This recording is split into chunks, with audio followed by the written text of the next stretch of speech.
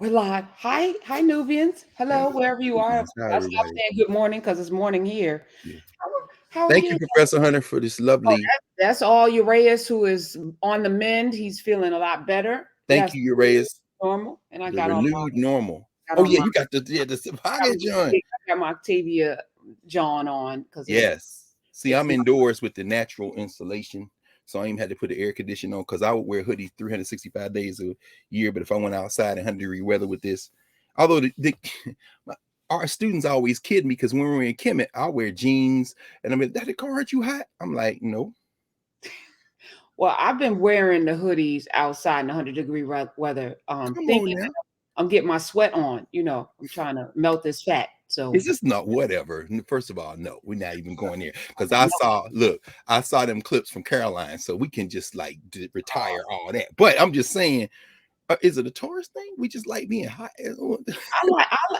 Maybe it's the like the hug, the warmth. That's what it is. Warm people. Yes, so I Yeah, think your it's has the got this earth. blend down. I'm Yes, like, oh yes, yes, yes, yes. Okay, I yeah. feel I think better. it is. Yeah, I love hoodies too. Hey, How was your week? it was great. Oh, before so the lotto thing, third and do you play the Metro, the Melo? I don't even know what it's called. The Mega Ball. I Did you play? probably should. I have friends who do, but ever since I heard Scott Galloway at NYU, same guy who wrote Post Corona talking about, how rich people get rich. And ever since I heard him talk about healthcare, as he says, I have enough money now with my family and what I do that I got off the NYU healthcare plan, so I can pay for my healthcare when it happens. He says because insurance is poor people giving rich people their money out of fear, and rich people get rich, and then if you never use the insurance, even if you do, they still made more money off it. And I look at Lotto like, what can I buy for $5? And I get the risk, I get the reward, and I probably should. Do you play? No, I don't. I do not, and I have not, and I'm not even tempted because again, the history of it, I went all the way back Ooh. to third century BC China, which is the first lotto recorded, and they used pieces of wood, but it didn't go all the way back to Kemet, which I thought was interesting. So the No. Africans didn't have a lot because the lottery was about the government. So that's how they built the Great Wall of China. You get the poor people to have the lotto dreams, and you get their money, and then you build stuff. So it's more for the government, because half that money is going to go to taxes, right? So you will win a 1.1 billion, you may take home 60% of that. The 40% goes to y'all's uncle. And it has been and then so the great Roman Empire, which was the birth of debauchery and the Mm. advantage of people, gladiators, and all of that enslavement, and it's the father of America, first Roman Empire. So I'm like, and that's not why I don't play. I don't play because I'm like, I don't want my finances to be hinged on something that, some numbers. And when do you hit actually, like my father had a system because he's a numbers guy. So he had these books, and so he would have like the regular lotto, he would hit quite frequently because it's numbers and algorithms, and he didn't use a computer. He was like real fastidious with the numbers. I don't have the energy, time, or the You acumen use for this that. computer, the original.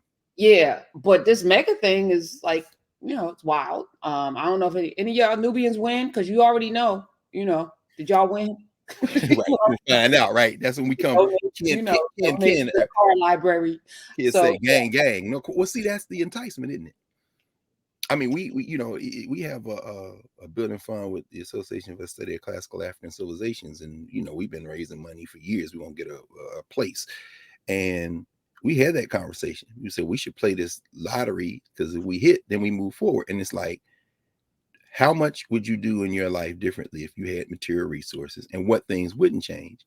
And you know, think it's interesting. You take that back to our governance systems, our governance formations, because there's a contrast there, as we can imagine when we look at the pyramids. The whole faith-based narrative that slaves built the pyramids. Well, that's not true.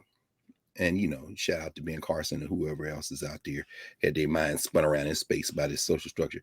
But when you look at those great works, what you basically seeing is a people who are relying on the Nile, the flooding of the Nile, and they divided, as we know, as Dr. Beatty has talked about many times, among many, many others, they divided the year into 3 sections of 4 months each.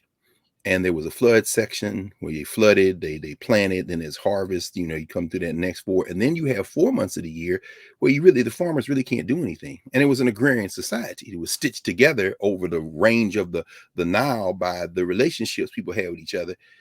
So what do? Well, you bring them to the great works and you put them to work. So the state employed them to build during the time they couldn't farm. So it works together. I mean, so you wouldn't need a lottery as such. Of course, what holds the whole thing together is a way of knowing in which every human is valued based on how they view the world, and how you've put that together in a federation. It's actually quite brilliant. But the concept of a lottery is very different when you have enough resources so that everybody can eat. I mean, you're still going to have inequalities. There's no perfect society. But then contrast that with here, where we come in as property. We were having this conversation this week with our Freedom School students in Philly. They're reading this, can quality education be a constitutional right? Can you put it in the federal constitution, and what would it mean? And we just neared chapter 4, Bob Moses' chapter, Constitutional People versus Constitutional Property, where Bob Moses is walking us through what happens when you come into a society where you never were human. You are literally property coming through. And of course, we know finally that Denmark Vesey won his freedom in Charleston, South Carolina, in a lottery. I'm just saying. So what happens when you can buy yourself because there's a price on you because you weren't human to begin with? The lottery gets real complicated when we find out. So people playing a lottery, it's no diss on you. Because after all, we are in a society where property is more valuable than humanity. Oh. So what do? Do you not play? Because you're literally trying to buy back your time, your humanity in a capitalist society. It's crazy.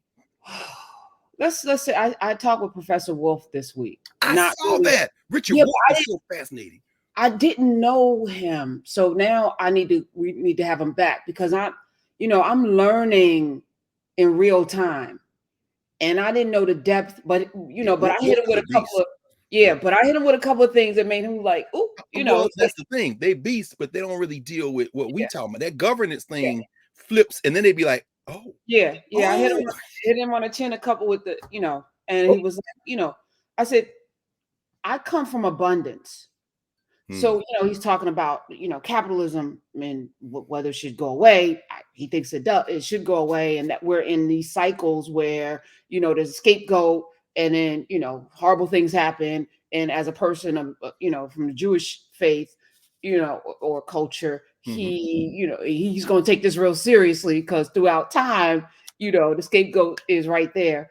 And so, I was thinking, though, I was like, what did the Egyptians do? What did before the Egyptians? Mansa Musa. So I brought up Mali, and he was like, oh, wait a minute.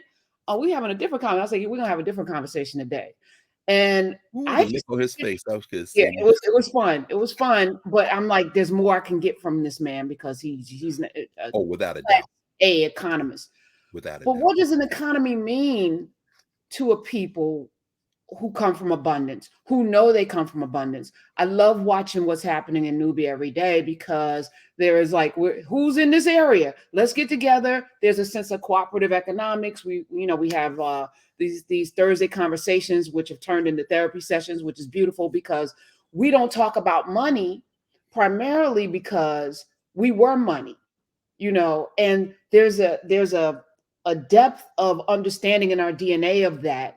And there's also a resistance of like, this doesn't feel right. We were commodities. We were on auction blocks. To play the stock market where they used to trade our black bodies doesn't feel good, but that's where the majority of the wealth is made in this country. And do you participate in a system that literally decimated your entire community? The trick is you're already in it. Yes. So do you get it? Do you join them? Do you beat them by joining? So there's a lot. No, you don't beat them by joining them. That's impossible. But I mean, what do you do is what you I mean, we're talking about value. Money is a proxy for value. And I was looking around. There's an excellent book came out during the pandemic. It's called Blood and Money, which talks about among other things, the fact that the foundation of the modern world system is based on anti-human behavior. And of course, Wolf is hell on this question of capitalism. I was reading Mike Davis, who is moving toward transition. He has stage 4 cancer, and he wrote the book City of Quartz. He's done a lot of different kind of work around Los Angeles, which is his home, and using it as a proxy for not just the rest of the country, but the world system we live in. And he's written a lot more than that. And he says, this is unsalvageable.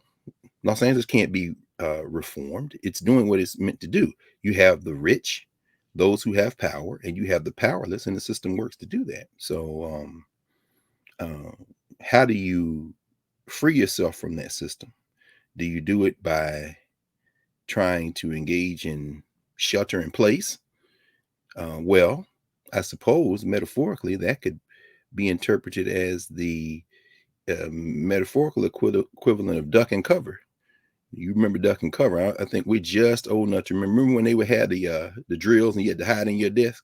That my mother talked about it. My dad talked about it. Did she? Did they? Yeah, which is interesting because it was a fear of nuclear holocaust. And see, I didn't do that. I didn't have that. I don't think we went under the desks. We would go into the hallway. There was either tornado drill, but it had remnants of the nuclear. Oh. So what was plywood going to do against the nuclear bomb? No, but in terms of us thinking somehow we can beat this system, is it closer to the equivalent of duck and cover? Do you shelter in place? Do you save your money? And in a minute, you evoke something, and I love how you kind of feel the pulse of the rhythms of how we've moved through the world and identify these representative moments and say, let's toss this in on Saturday and see what we think about. Because you mentioned Congressman Adam Clayton Powell, and in a minute we can take a peek into one of Powell's sermons on this very subject. But this is the question. This is the question. I mean, I'll leave it to you to kind of frame it. But what do we do? What do we do in a society where, and again, we've been, and in fact, of course, we were tweeting each other and to the larger in that other space that we are slowly moving away from Twitter about this, or engaging differently now that we have the whole Nubia social media platform as well. But the fact that the stock market has just continued to rise. In fact, today's Financial Times weekend, global equities stage a comeback. Tech groups lead July rally. Global stocks have rebounded from a dreadful first half of 2022 as easing rate rise expectations and upbeat earnings this month from big tech groups fueled a broad rally. And, the last 2 quarters, Gulf made so much money that they have engaged in a stock buyback of billions, 6 billion, I think was the number from yesterday's Financial Times. And pause for a second so people, those who are not in the stock buyback, that's part of the conversation we had. Yeah, walk us through that. Thank you. So, when you think about, because I've been saying this forever, and even before, because there's always been these gas spikes. Sometimes they're man-made, sometimes it's, what is a recession? So, Gulf, Exxon, all of them could tomorrow drop gas to 99 cents. They could do it $1.99. They could, and that would force the market, right? That would force everybody else, because the gas station owners don't make their money off of the gas. They make their money off of the 7-Eleven or the convenience store that's there. Anybody that owns a gas station, their money's not made off of the sale of the gas. That goes all to the oil companies, right? That profit. And now you got shareholders like, we need more profits. We need more. So lowering the price doesn't give the buyback opportunities, doesn't give the shareholders more, right? So they're beholden to the shareholders, not to the people that buy the gas. That's right. I was thinking yesterday, because it was an anniversary this week of the NAACP's march down was it Fifth Avenue? The famous silent march. Yeah. Yes. Mm-hmm. Was it 1918? I think it was 1918 or 1917. Yeah, maybe 17, because I think it was before the war. We should look it up. All right, I'm gonna do it right. Because one thing wars do is try to mute internal dissent. Which anyway, but let me not go down that that trail. But yes, the silent march, the famous silent march. Yes, a man was lynched today. Yeah, Yes. 1917 silent march, just with drum beats. And I was thinking, what would happen if we boycotted the gas like we did the buses? Like, it's like at some point, and this is what Wolf was saying, we have to get to cooperative economics. He didn't use those terms, but Maybe there has to be a we. I mean, the Montgomery bus boycott, and it's so interesting. What was the circumstance that led Roland to go down this trail the other night? We were talking about this question of boycott, and it came to, he evoked the example of Operation Breadbasket, of course, which was people we might not remember, all of us, was really in many ways an economic wing of the Southern Christian Leadership Conference. And of course, after Dr. King was assassinated, Jesse kind of took that in its own direction and becomes the foundation of, among other things, People United to Save Humanity, which then became People United to Serve Humanity, which goes on, Operation Push. But Breadbasket was an attempt to seize upon that momentum of the 50s and 60s. In fact, we could go back again, evoking Adam Clayton Powell's father, Adam Clayton Powell Sr., the Don't Buy Where You Can't Work campaign in the 1940s and 50s in places like Harlem, where you couldn't get a job in there. Why in the hell you going there buying clothes or buying food? But Breadbasket had boycott as in a step program that evoked, I think it was 12 or 13. I had a book over here somewhere, but I won't pause to try to look for it. I think I moved some stuff around. I'm not sure where it is, but excellent book on Operation Breadbasket. But the point that Roland was making, and the point we were discussing, is boycott is way down the list. It's like number 8 or 9. The whole idea is, are these businesses who you're threatening with boycott, you know what it was? It was those children, those black children. What was that? Disney place? Sesame Place. Sesame Place, right? Because Billy Martin, who very famous lawyer, of course, in Baltimore, the families are now mounting a class action suit. And of course, they're owned by SeaWorld. So they're saying, we're going to boycott. I'm thinking, you're going to boycott Busch Gardens this summer? You're going to boycott SeaWorld? You're going to boycott Sesame Place? And Ron's like, well, boycott is way down the list. The question is, how many black people work there? What are the wages? Are you advertising with black families? Are you giving scholarships to black children? And Breadbasket had all these other things. And now, if you don't do all this, we go with boycott. Remember Dr. King talking about SEAL test and all that just before he made transition. He's at the Operation Bush. He's at the Breadbasket meeting, actually the SCLC meeting, and they're in Cleveland negotiating. He says, but the failure of that type of strategy is, again, continuity. In other words, once you get these concessions, because remember, what are we now? 2 years past the so-called summer of outrage, and those people pledged this amount of money to corporations. They a lot of people got a check. Adam Clayton Powell talks about that too. And in the wake of it is 2 years later. Where are the monitoring? Guess what? I was just talking with some business folk, and that George Floyd guilt money, which I knew. I said, you got this much of a window. Come on now. I've been saying that it is closing. They no longer feel compelled to sponsor, and because I sit in a space where advertising is important, yes. I got my finger on the pulse of it. I was like, I knew the window was going to close. And if you didn't build mechanisms and systems to hold people accountable. Right. And that's when you boycott. No, you pull the trigger on the boycott after the stuff you won didn't go in play. But they don't even remember the stuff. And that's not decades ago. That's a matter of it's like 24 months. 2 years and a month. And so you were talking about, so what was the response when you raised that?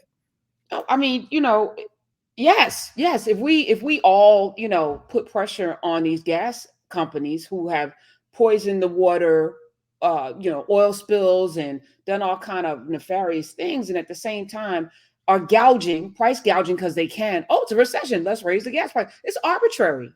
They're not raising the gas prices because they can't get oil. They're not raising the gas prices because there's a shortage and a supply chain issue with them getting us gas. They're doing it because they can. And they're doing it because it's profitable for their shareholders, and it makes them, more and more money. As you just mentioned, they had record heights of returns during the pandemic and now. That's right. They could lower the price at any time, and that would force everybody to lower the price. But they don't. They choose not to.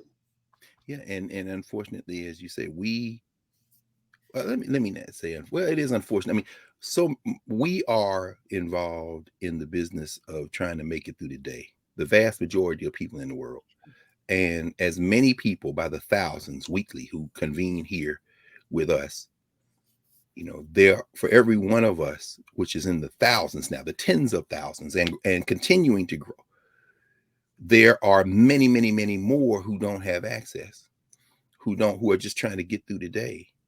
And we Well, can. I'm sorry, Dr. Carr.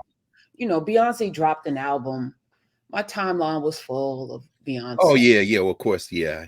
It even reached my ears, which takes some doing.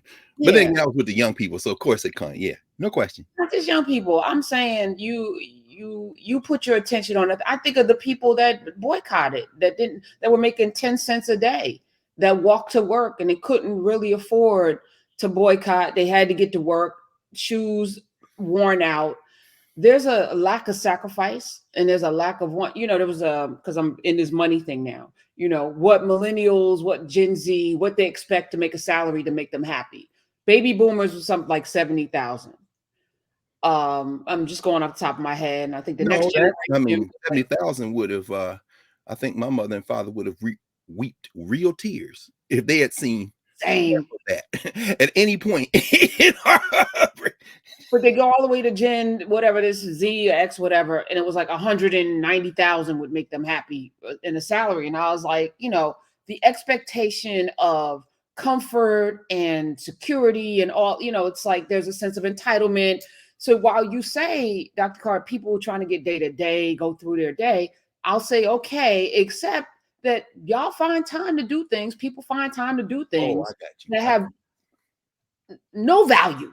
I got you. A Well, lot of time, yeah, including being on social media. I'm reading a book now about, Baratunde Thurston, who took 25 days off of social media and wrote an article about it and how his life was transformed. And it's like, now this is the same Tunde Thurston who, along with Ta-Nehisi Coates and a bunch of other young people, were taken through the rites of passage at Nation House here in D.C. See, the problem with it is, see, when you know too much, so you talking to the social structure.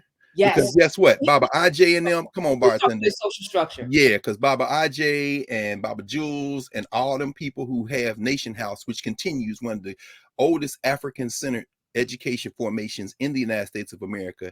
You didn't just learn that from getting off social media. But I understand you got to dance. You got to dance. Because see, when you dance, sometimes people throw coins at you. So I understand. But anyway, go ahead.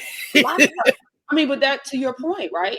So even that is like, look over here, look over here, look over here, look over here. Mm-hmm. It's like, okay, could we focus for like 30 days or can we focus for like 10 days and like figure out a game plan, but not figure out a game plan. Let's do what they did. Let's do, I mean, It's the renewed normal. Yeah. We ain't talking about a new normal. We're talking about a renewed normal. But there's no money in renewed. The money is in the new. I did this. Look what I found. Look what I paid me.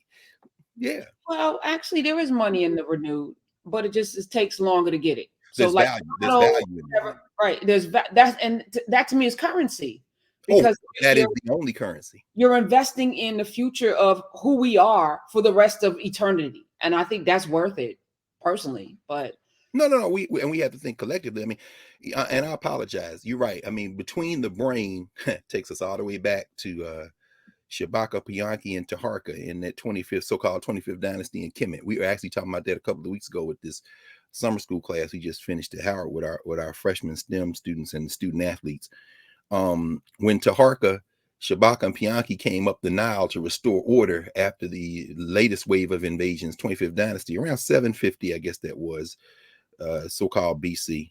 So that would be close to 3,000 years ago.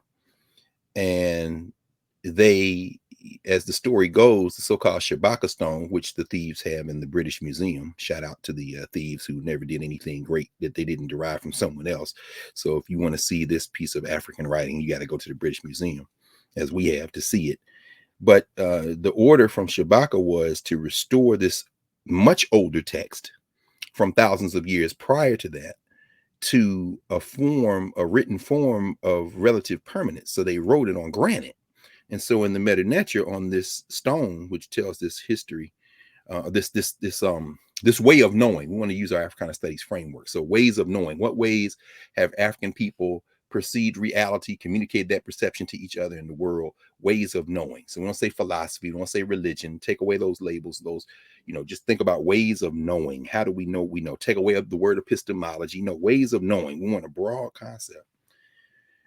So these Africans, who we would call Nubians, being up farther up the Nile and what is now the Sudan, I suppose you could say, as they come down the Nile, and I'm going this way because the Nile runs this way. So the Nile runs south to north. If it's 3D, you see the plateau is coming down into the Mediterranean.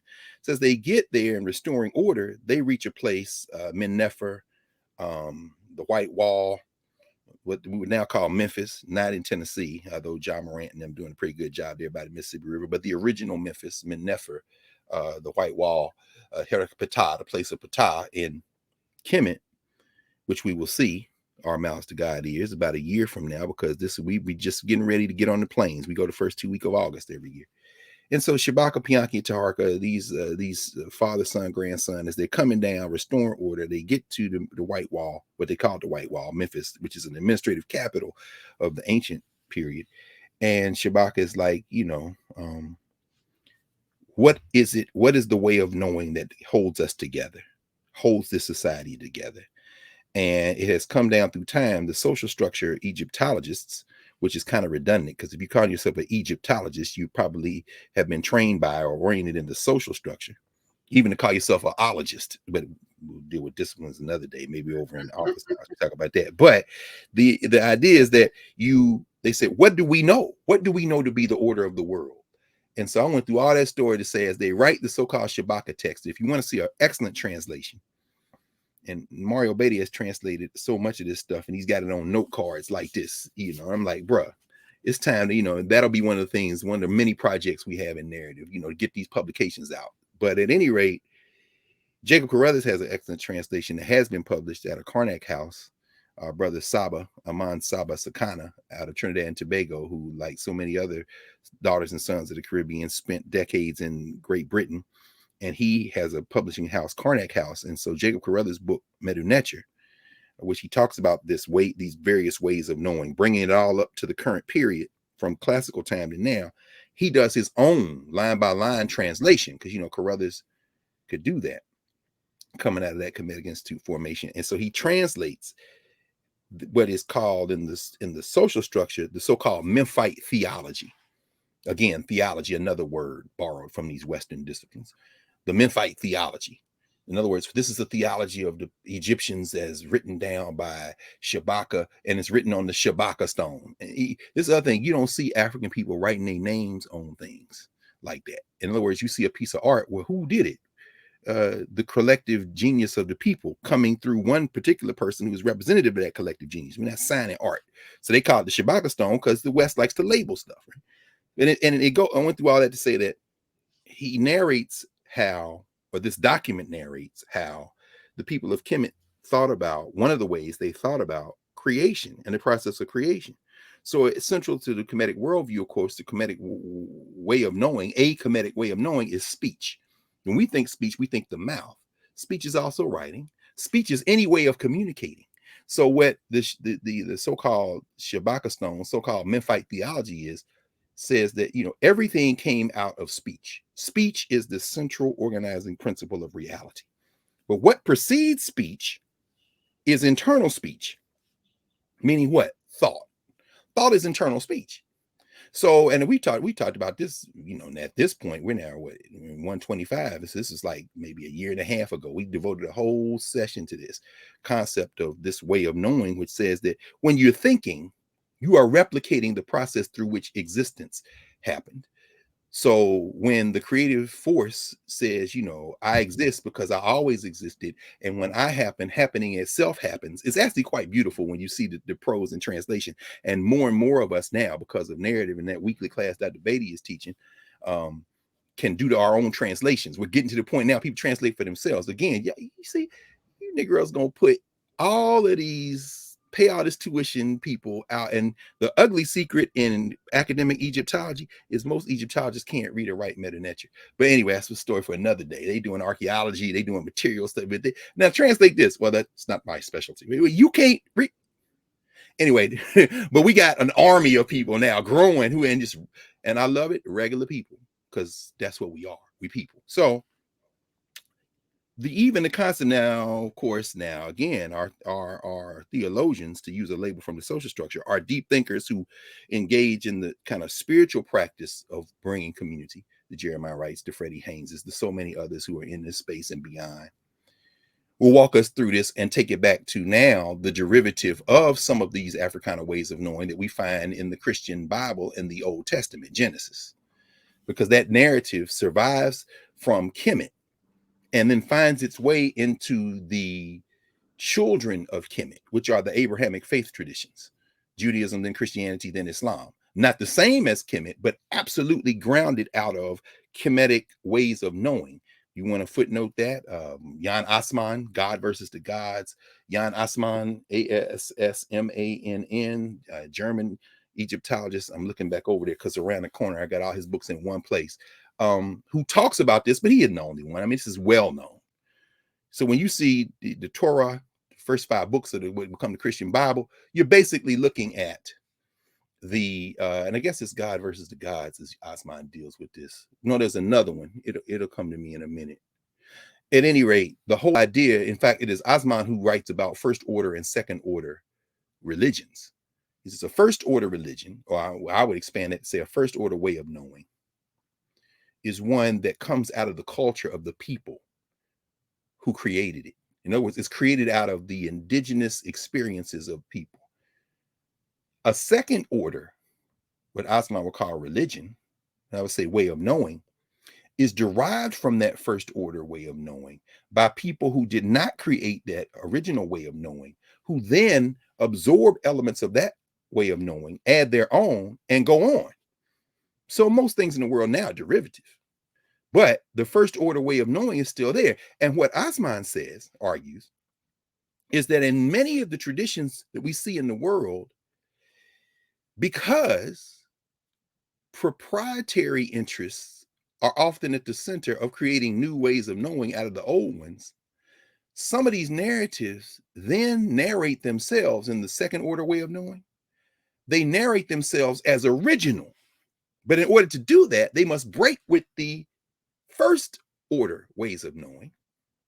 And to do that, they create in their narratives a moment of complete departure where they say, we broke from those people who came before us because they were not, in the case of religion, worshipers of the true God. And then we created our own because God spoke to us directly. Say, okay, that's beautiful. And what have you accomplished then? Osman would say, well, this is what you've accomplished. Now everybody looking at you as the original, and you just keep borrowing, except they don't remember what happened before, except the way you narrated it. Don't get scared. Go back to the Old Testament.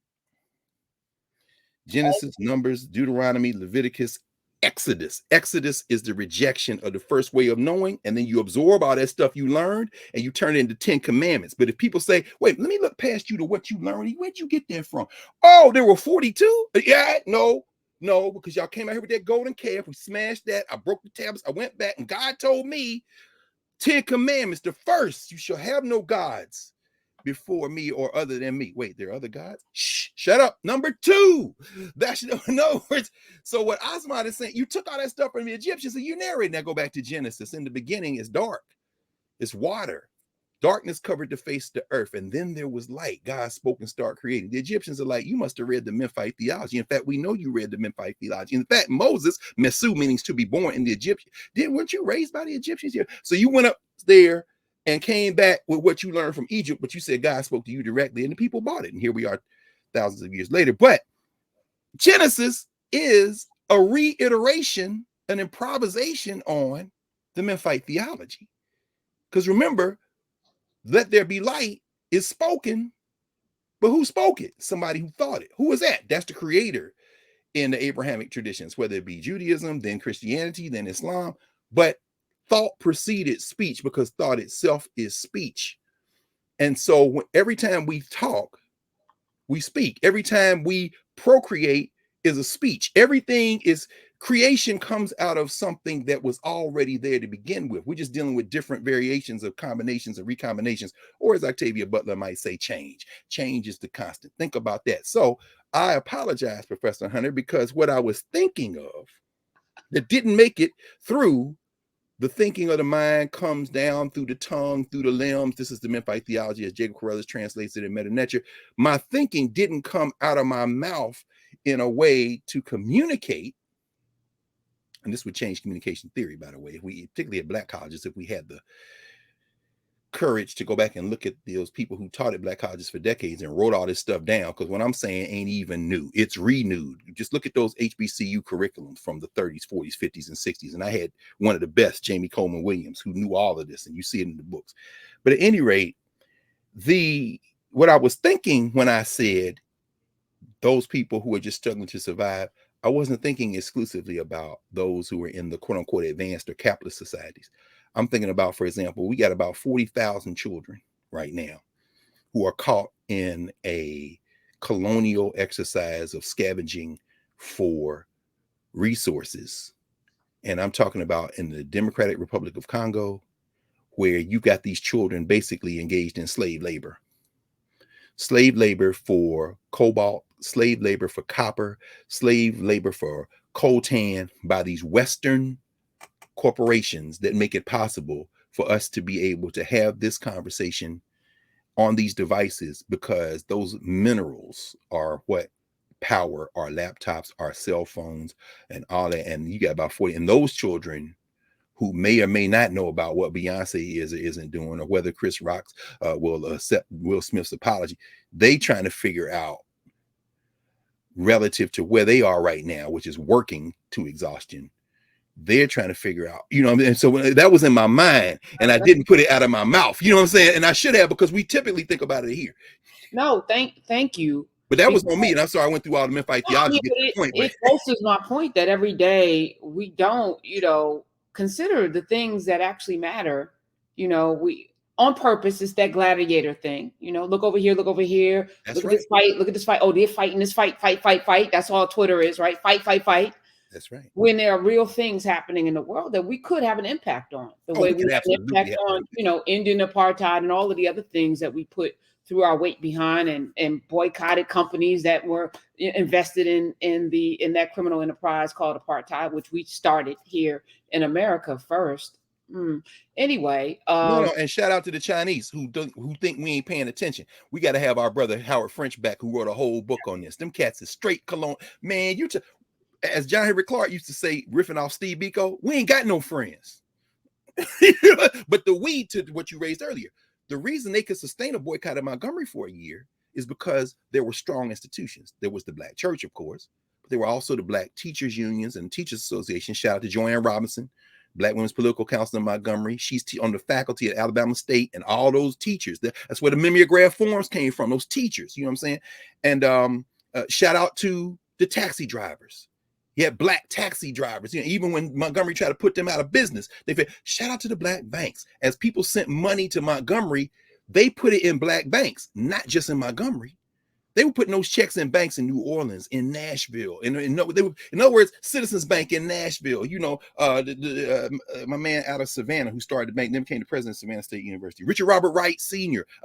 So the bus boycott, what we get in the social structure is what's useful to this country. Look how great we are. Yes, they fought, and then we changed the laws. Go to hell.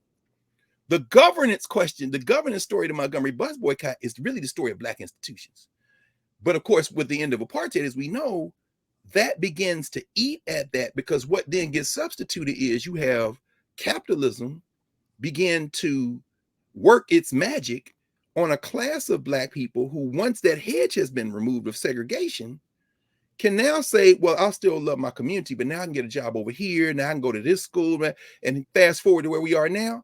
And the center of Black work for a certain class of people becomes diversity, equity, and inclusion. They were not fighting for diversity, equity, and inclusion in the Montgomery bus boycott. They were fighting for social justice. And that's why, if you don't mind, Professor Hunter, because absolutely. And I just one more thing, because you took us through I didn't know where we were going, and then we got there. Eric Williams in the chat talked about 7 principles of Ma'at.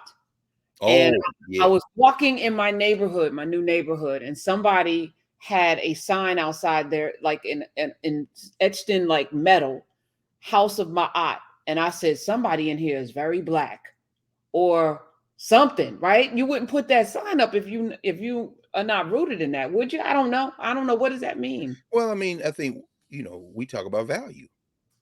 Our value has never been questioned. The question is, in a system where currency is a proxy for value, how does that value emerge in this social structure? So you can deprive Black people of currency, money, in that respect. But in terms of value, our value has never been diminished. So culturally, whether that be the music, whether that be our performance in athletic fields, what has been managed severely by this social structure is the translation of that value into things that benefit us. So if you can run and jump, then we value that, as we always have, but we're going to translate that into a system where you will not derive currency from it. We will derive currency from it. Really? What does that mean? That means that in athletics, boys and girls, adult boys and girls, mostly boys, who can't run, can't jump, can't do anything, day after day after day, build a whole parasitic infrastructure where they sit like slave traders and broadcast, well, I don't know if Kevin Durant's going to be traded because, the Nets don't have to trade him. I mean, after all, but when you see Russell Westbrook, what happened to Russell Westbrook? I mean, the guy throwing, now I call him Brick because, dude, you couldn't throw a damn beach ball into the ocean, but you have built a whole life of money and houses and wealth in the bank, all talking about the labor of other people. And so I'm saying that if you see a sign in the neighborhood that says House of Ma'at, there was a time when you could just about bet that's the person of African descent. I think that time may have passed. So it could be, or it could be somebody who is into it because, like everything else, our value overflows our communities and influences everything. So whether it be braiding hair or trying to get that dance, or most of the music is bought by white people. Now, Ma'at is hot. Ma'at is hot. You know what I'm saying? People got ankhs on. I go in the store now, or I go somewhere and say, oh, I love your ankh. And I'm thinking, this ankh that I got from a master jeweler, Baba Rafu, from the House of Kemet, who before that had Pyramid Bookstore where Chad Boseman worked on Georgia Avenue. Baba Rafu, who is part of the family that includes the Jewels of Baton there in New York, Queen of Fu and them. You don't know nothing about this ring right here with Ma'at on the side. You see the feather? Y'all can't really see it. The feather of Ma'at, he crafted that. This is handcrafted. And I'm saying, oh, I love your aunt. Now, so in my mind, my ways of knowing, I got all kind of answers, but I'm talking in the social structure. So what do I say? Thank you. Exactly. And keep it moving. But so that sign, you may go knock on that door and say, oh, hello, enemy. Peace and blessings. You be like, are you that lady that called the police? Put a noise?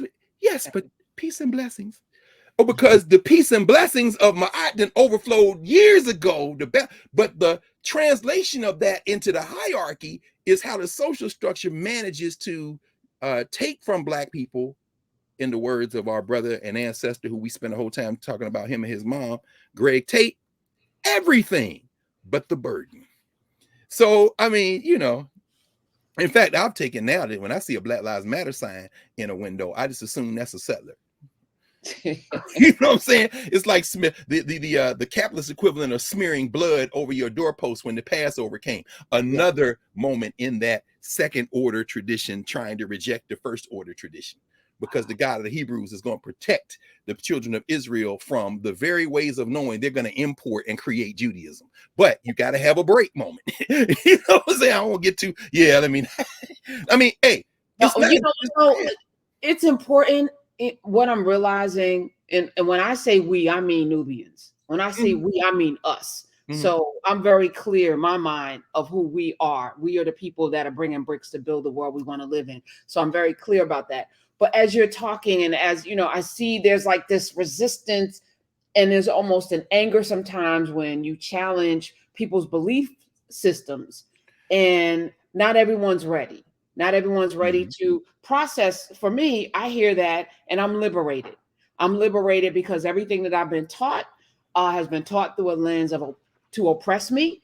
At the same time, I absolutely believe in God. At the same time, I absolutely pray every day. But my prayer Yeah. life has become so much more enriched because the creator that I pray to now supersedes all that I learned in Sunday school. It is so much bigger. My creator is Mm. so much bigger, and my creator looks like me.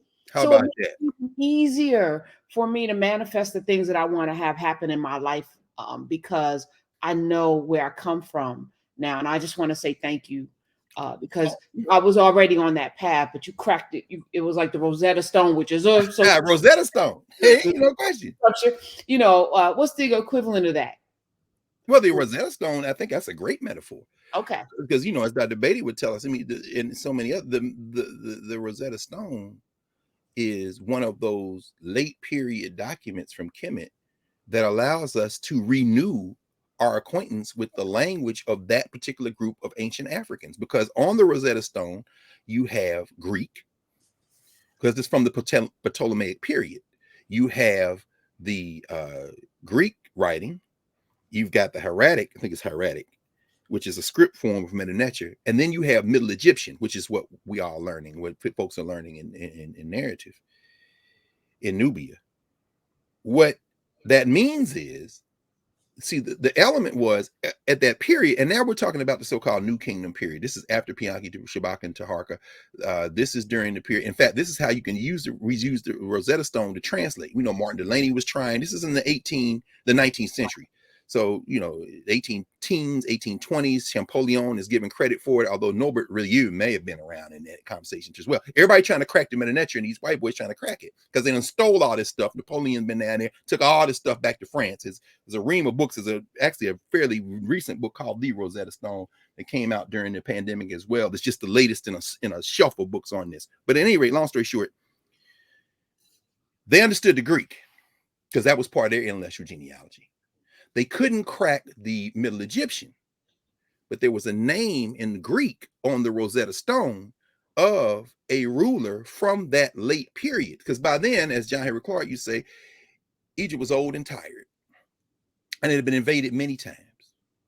And so what you have, late period, we're talking now around the 4th century BC, the 3rd century BC, and now we are in the sites of the invaders who form with their own versions of second order. They form the basis for this mess we in now. We're talking about now the Greeks and the Romans. The Romans coming after the Greeks, and of course the Romans are second order. Why? Because if you look at their quote unquote gods, it's like the quote unquote Greek gods. Many of them have Egyptian parents. This is why you read the Iliad and the Odyssey, you see at the beginning of the Iliad in the Trojan War, the Greek gods have gone to Ethiopia for a feast. Why? Because they know where they from. You understand? So go back, y'all had to read that stuff. Some of y'all had to read that stuff in high school or before. But this is the period. Remember, there is a Greek, a Ptolemy is the cluster of Greek pharaohs. Because remember Alexander of Macedon, who liked to call himself the Great, whatever, came to the oracle in Kemet, like, make me a pharaoh. And they're like, yeah, okay. Just like I say, thank you. And now you won. Meanwhile, the Africans keeping what they know, how they know when we go to the Nile Valley, you're going to get to late period stuff. And we all gonna be standing there, and you say, damn, Dr. Betty, I thought I was ready for translations, but I couldn't really translate that. He said, I can't either. So what? Why? Because these are scripts that many of the people of Kemet who knew, the writers who knew Meta Nature, did not give to the Greeks. Didn't give to the Greeks. So some of that stuff gibberish. Some of that stuff is combined because the Greeks are in there now. Teach us. And as Solon, as it is reported in late period, these Africans looking at the Greeks like, you Greeks are like children. You always want to know something immediately, and you don't stay long enough to learn anything very deeply. This would be the period of Anaximander and Thales and a cat who we all heard of in geometry class. Yes, Pythagoras. In other words, ain't no pyramids in Greece. So I mean, you want to know something, but then you don't stay long enough. This takes years, and you still don't. The limits of knowledge are not reached, going all the way back to the Middle Kingdom and Ptahhotep. So when people are calling people hoteps, I just shake my head because I'm like, you really, I mean, you're full ignorance is on display. And that's not a condemnation. That means that is our point of departure. Now we must educate. So nobody should be shaken by this. It doesn't attack anyone's faith. It doesn't attack anyone's belief system. What you realize is you don't need that to make it. So anyway, as I was going through that, the on this Rosetta Stone, Greek, meta nature, they can read the Greek, and there is a name. The name is one of the late period Greek rulers. Interestingly enough, a female. Not the first female pharaoh in Kemetic society. That goes back to thousands of years before this. The name, of course, is the name of the seventh person to have this name as a title in the royal family. But this person was not an African. She was part of the Ptolemies. The Greeks had invaded. The Persians had been in there. So, her name was Cleopatra. Some people say, was Cleopatra back? The answer is, you can have Cleopatra. We don't need her. The question is, was Hatshepsut an African? Yes. Oh, absolutely. Was T an African? Yes. Was Cleopatra an African? Just keep her. Just the late period.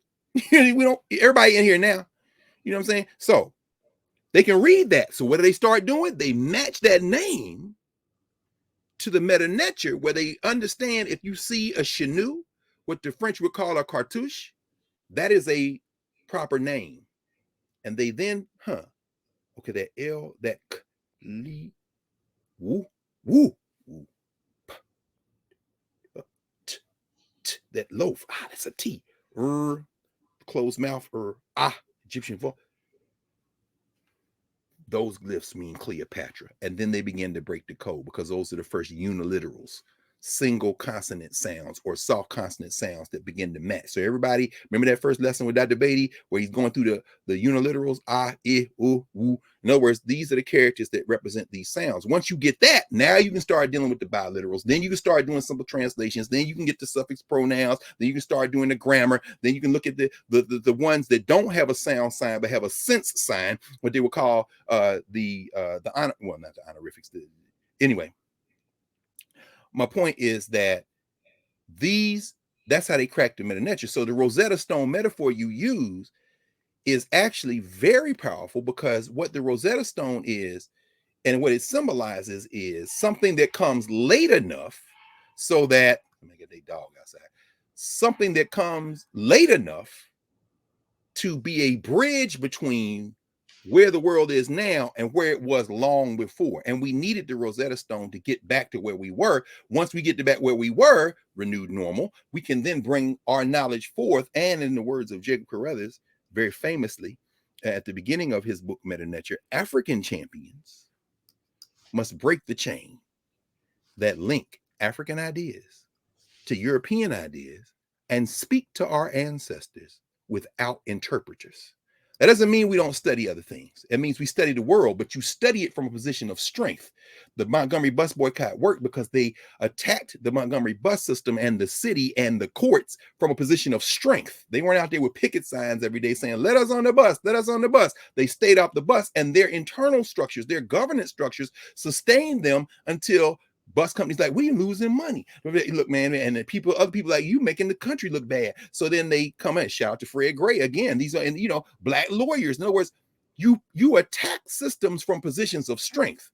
It's not a diversity, equity, and inclusion argument. Let us in, let us in. No, it's like, we're going to build up the strength, and then we're going to make you pay when we select strategic moments. Now, I'll just say one other thing in terms of ways of knowing in this question of faith, because faith, we know, as we talked about many times, faith is not based on a kind of approach to trying to find evidence of, in fact, they talk about that, right? The evidence of things not seen. But prayer is not confined to any one particular way of knowing. In fact, when I think about prayer, John Henrik Clarke used to say service is the highest form of prayer. I was talking to the great African scholar, Toyin Falola, yesterday. I interviewed him for the thing that we do called the Black Table.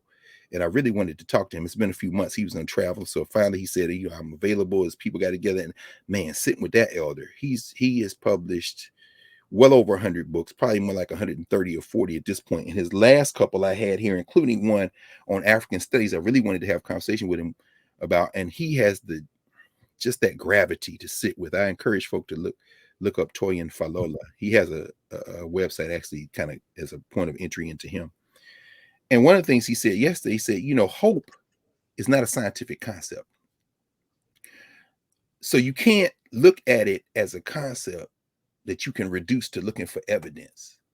And of course, the evidence of things not seen, right? Like faith. And he also said, the question that we must always ask ourselves as human beings is, what holds societies together? He says, in the modern world, we look at societies, and what we see in the West often is societies are held together by guilt and shame. Guilt is the experience we have as individuals when we know that there is a kind of way of knowing, a code. Some people might call it ethics or morals. There's right behavior and not right behavior in circumstances. And you didn't do the right thing, but nobody else knows. You have guilt. So you try to compensate. You do it, or you don't. You just get tone deaf to your own guilt, or you suppress it. He says shame is everybody else finding out. You have no shame. Yeah, because I had no guilt. Why? Because I'm tone deaf to this. I mean, it's very interesting as he talks about this. But when I think of prayer, none of this breaking the chain that linked the ideas of African people and our beautiful diversity over the millennia, this renewed normal, none of this displaces the good in our governance structures. None of this, displaces the good in our ways of knowing. So we still move in these places where people are trying to answer that question: how do we strengthen the ties that bind us? And he said, I asked him, Baba, how do you do it, man? I mean, in the preface of this particular book, and I'll show it to you all because I think this is one of the many books. This is the one I was talking about. It's called Decolonizing African Studies: Knowledge, Production, Agency, and Voice. Toyin Falola. He writes in the introduction, he says, what can I say? And this book is 678 pages. He's got another one that's about 700. He said volume 2 of this coming out. He's publishing books all the time. In fact, 2 books came out since this one came out, and this one came out earlier this year. He says, what can I say other than to express profound gratitude? I recognize all the scholars listed above for their critical comments and scholarly objections where necessary, but also their strong endorsements of the project. And here's where I asked him about. I said, Bobby, you wrote this. Many communications occurred in the middle of the night when honest people were supposed to be fast asleep. Yeah, it resonated with me. He said, I was always awake, 7 days a week, 18 hours a day, consumed by the passion for engaging in debates and responding to critical reviews and making amendments. And then he goes on to, I said, Baba, 7 days a week, 18 hours a day, you here with us, and I'm grateful for the hour you spending with us.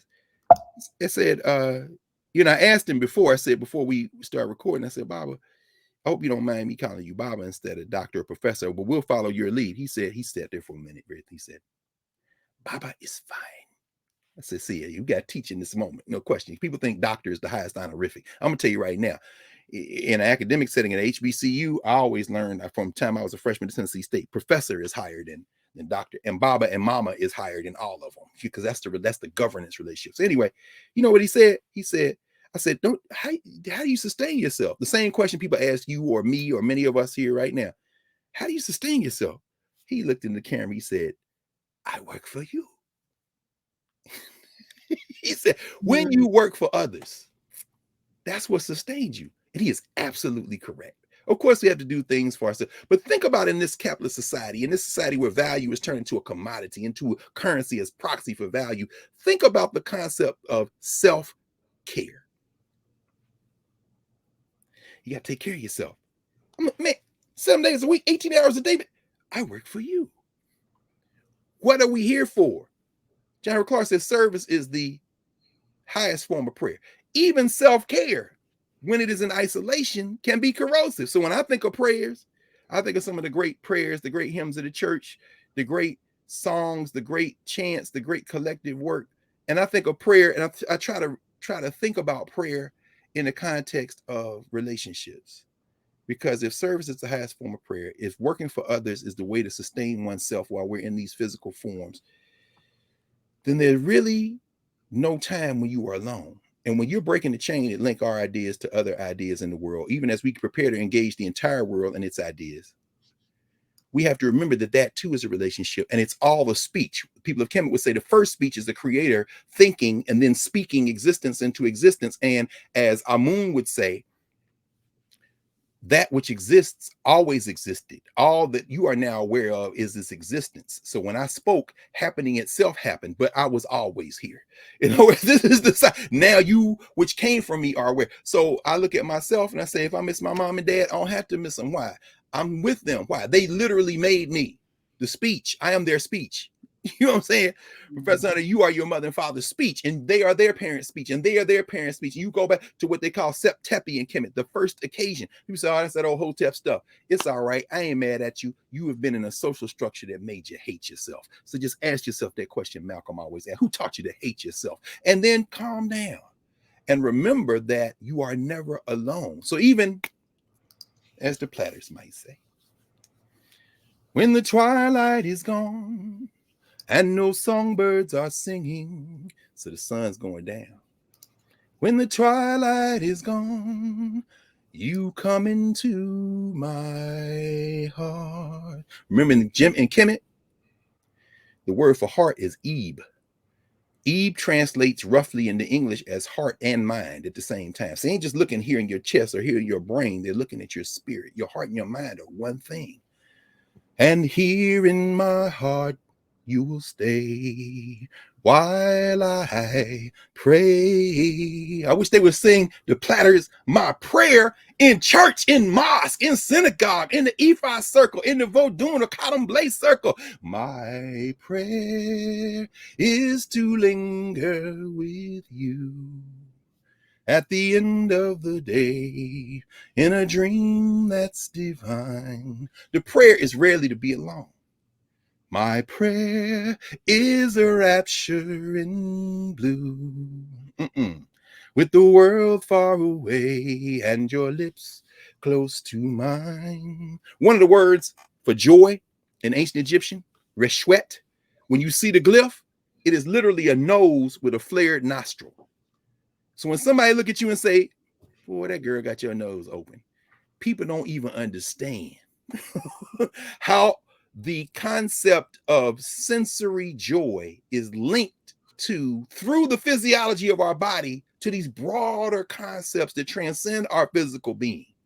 Tonight, when our hearts are aglow, oh, tell me the words that I'm longing to know. See, I don't hear that song as a romance song alone.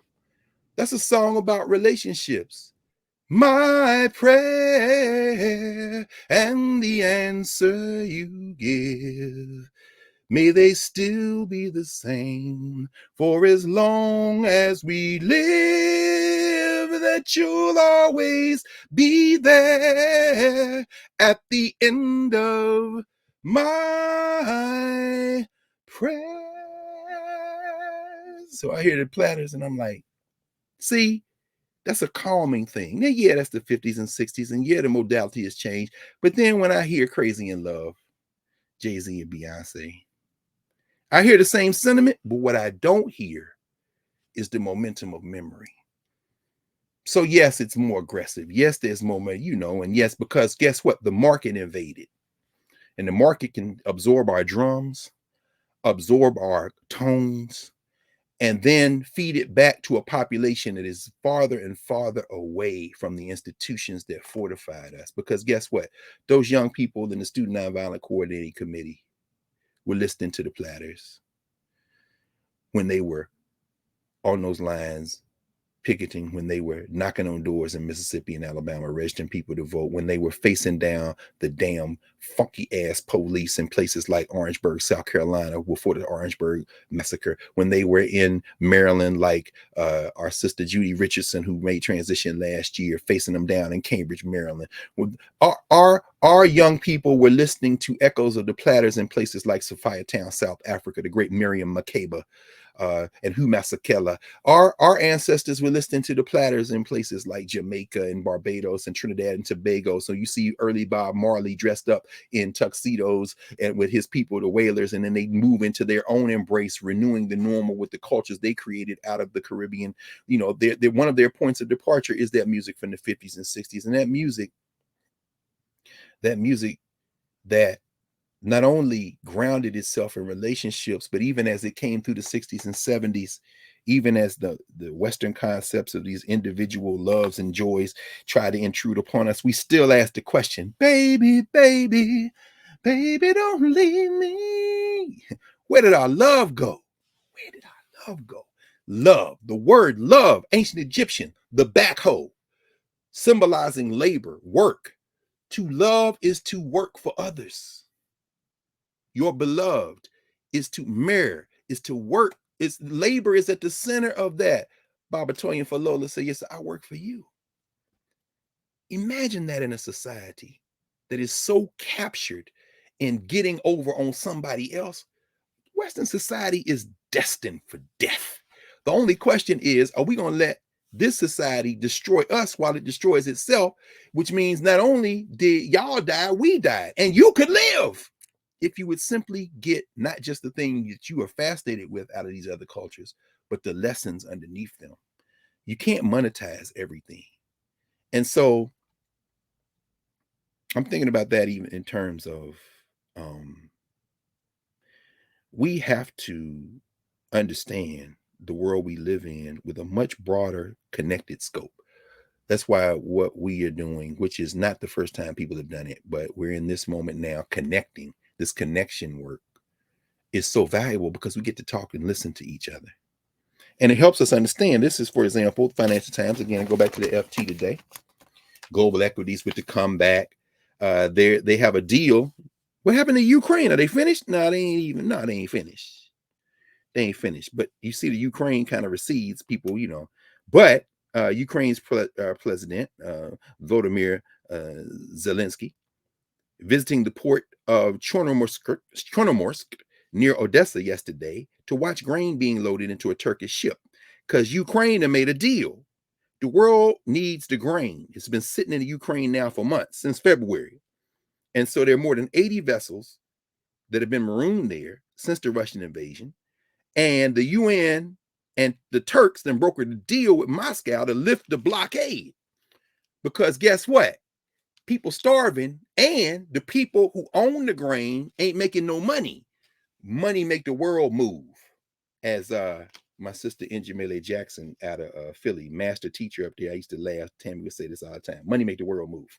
This world right here, yeah, they losing money. So while the global equities are stationed to combat, guess what? Y'all think that war is just about Putin don't like somebody? But you better stop watching the soap operas and follow the money.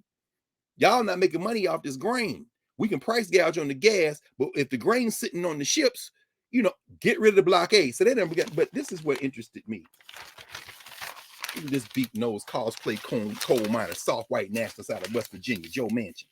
Everybody celebrating Joe Manchin. Joe Manchin gave up his opposition to this wide-ranging climate change bill. And so what happened? He struck a deal with Charles Schumer. Those in the United States, this is the drama going on in the United States that people think they know because they turned on MSNBC or maybe read a headline somewhere or heard it in the news on the way in and out of the car or glanced at a website. Nah. The headline says much of what we need to know. See the headline? U.S. energy security fears help unlock climate bill. You think Joe Manchin just decided? Now, he did get a little earmark on drilling rights and stuff like that, but it says the senator who had single-handedly blocked Joe Biden's climate agenda just a few weeks ago has explained his stunning change of heart this week as a move to protect both U.S. oil and gas and clean energy interests. Backing a historic bill that would set aside $369 billion for climate and clean energy programs, Democratic Senator Joe Manchin positioned the legislation as one that was designed to ensure the U.S. become energy self-reliant. Yeah, that's after his owners called and said, our money's in place. We're good. Did you get this in the bill? You get this in the bill? Okay, let it go. Now, because we have a problem here. The problem you have is we're in a world where when the ball blow up, because of global warming and gets rid of the species, ain't none of us going to be here. And we just had to make sure we got the things in place to make all this money off renewable energy. And you can't keep obstructing now. Now go in there and vote yes, because we got our little earmarks in the thing. We now know where this is going a little bit further, and to rally public sentiment, because you catching hell, and we don't care about that. We'll just, if you lose, we'll just buy the next one. But public sentiment, we're right up against the wall.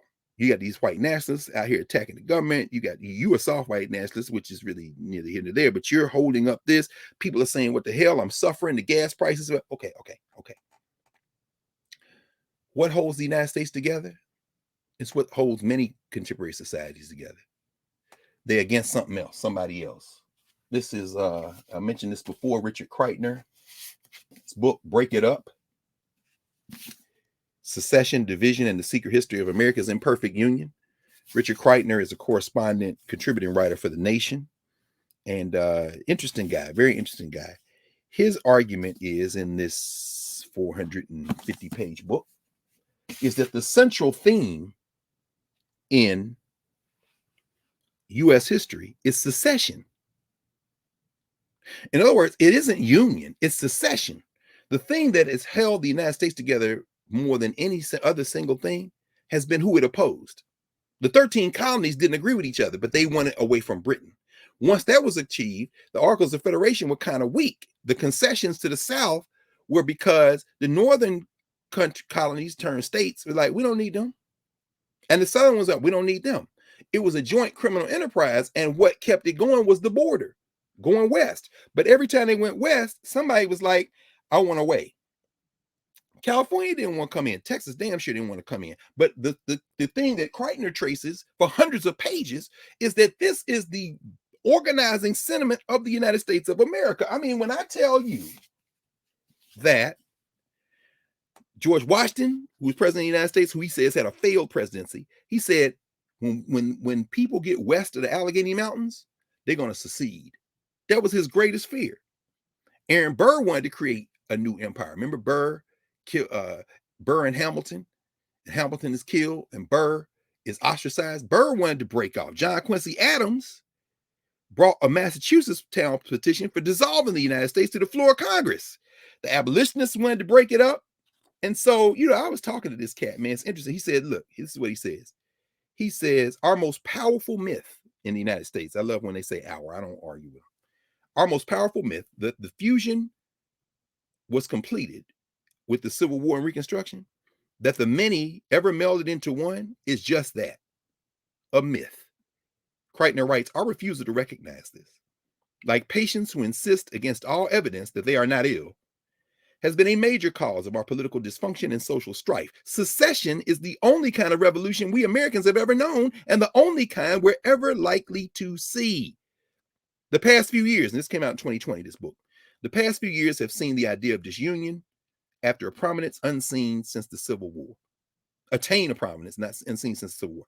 With partisan divisions hardening and every branch of government mired in crisis, it's easy to see the appeal. If the massive hodgepodge of a country known as the United States no longer functions as a going concern, maybe it's time to break it up. This is Kreitner's argument. I asked him about this. I said, man, so when you use Lincoln's words during the Civil War, that the United States is the last best hope on earth, for the proposition that maybe breaking up the United States is the last best hope on earth, what do you mean? Kreitner was like, I think if the United States broke up, the Northeast, many of the coastal Pacific coast states in formation could do something about global warming that can't be achieved right now in the United States as a whole.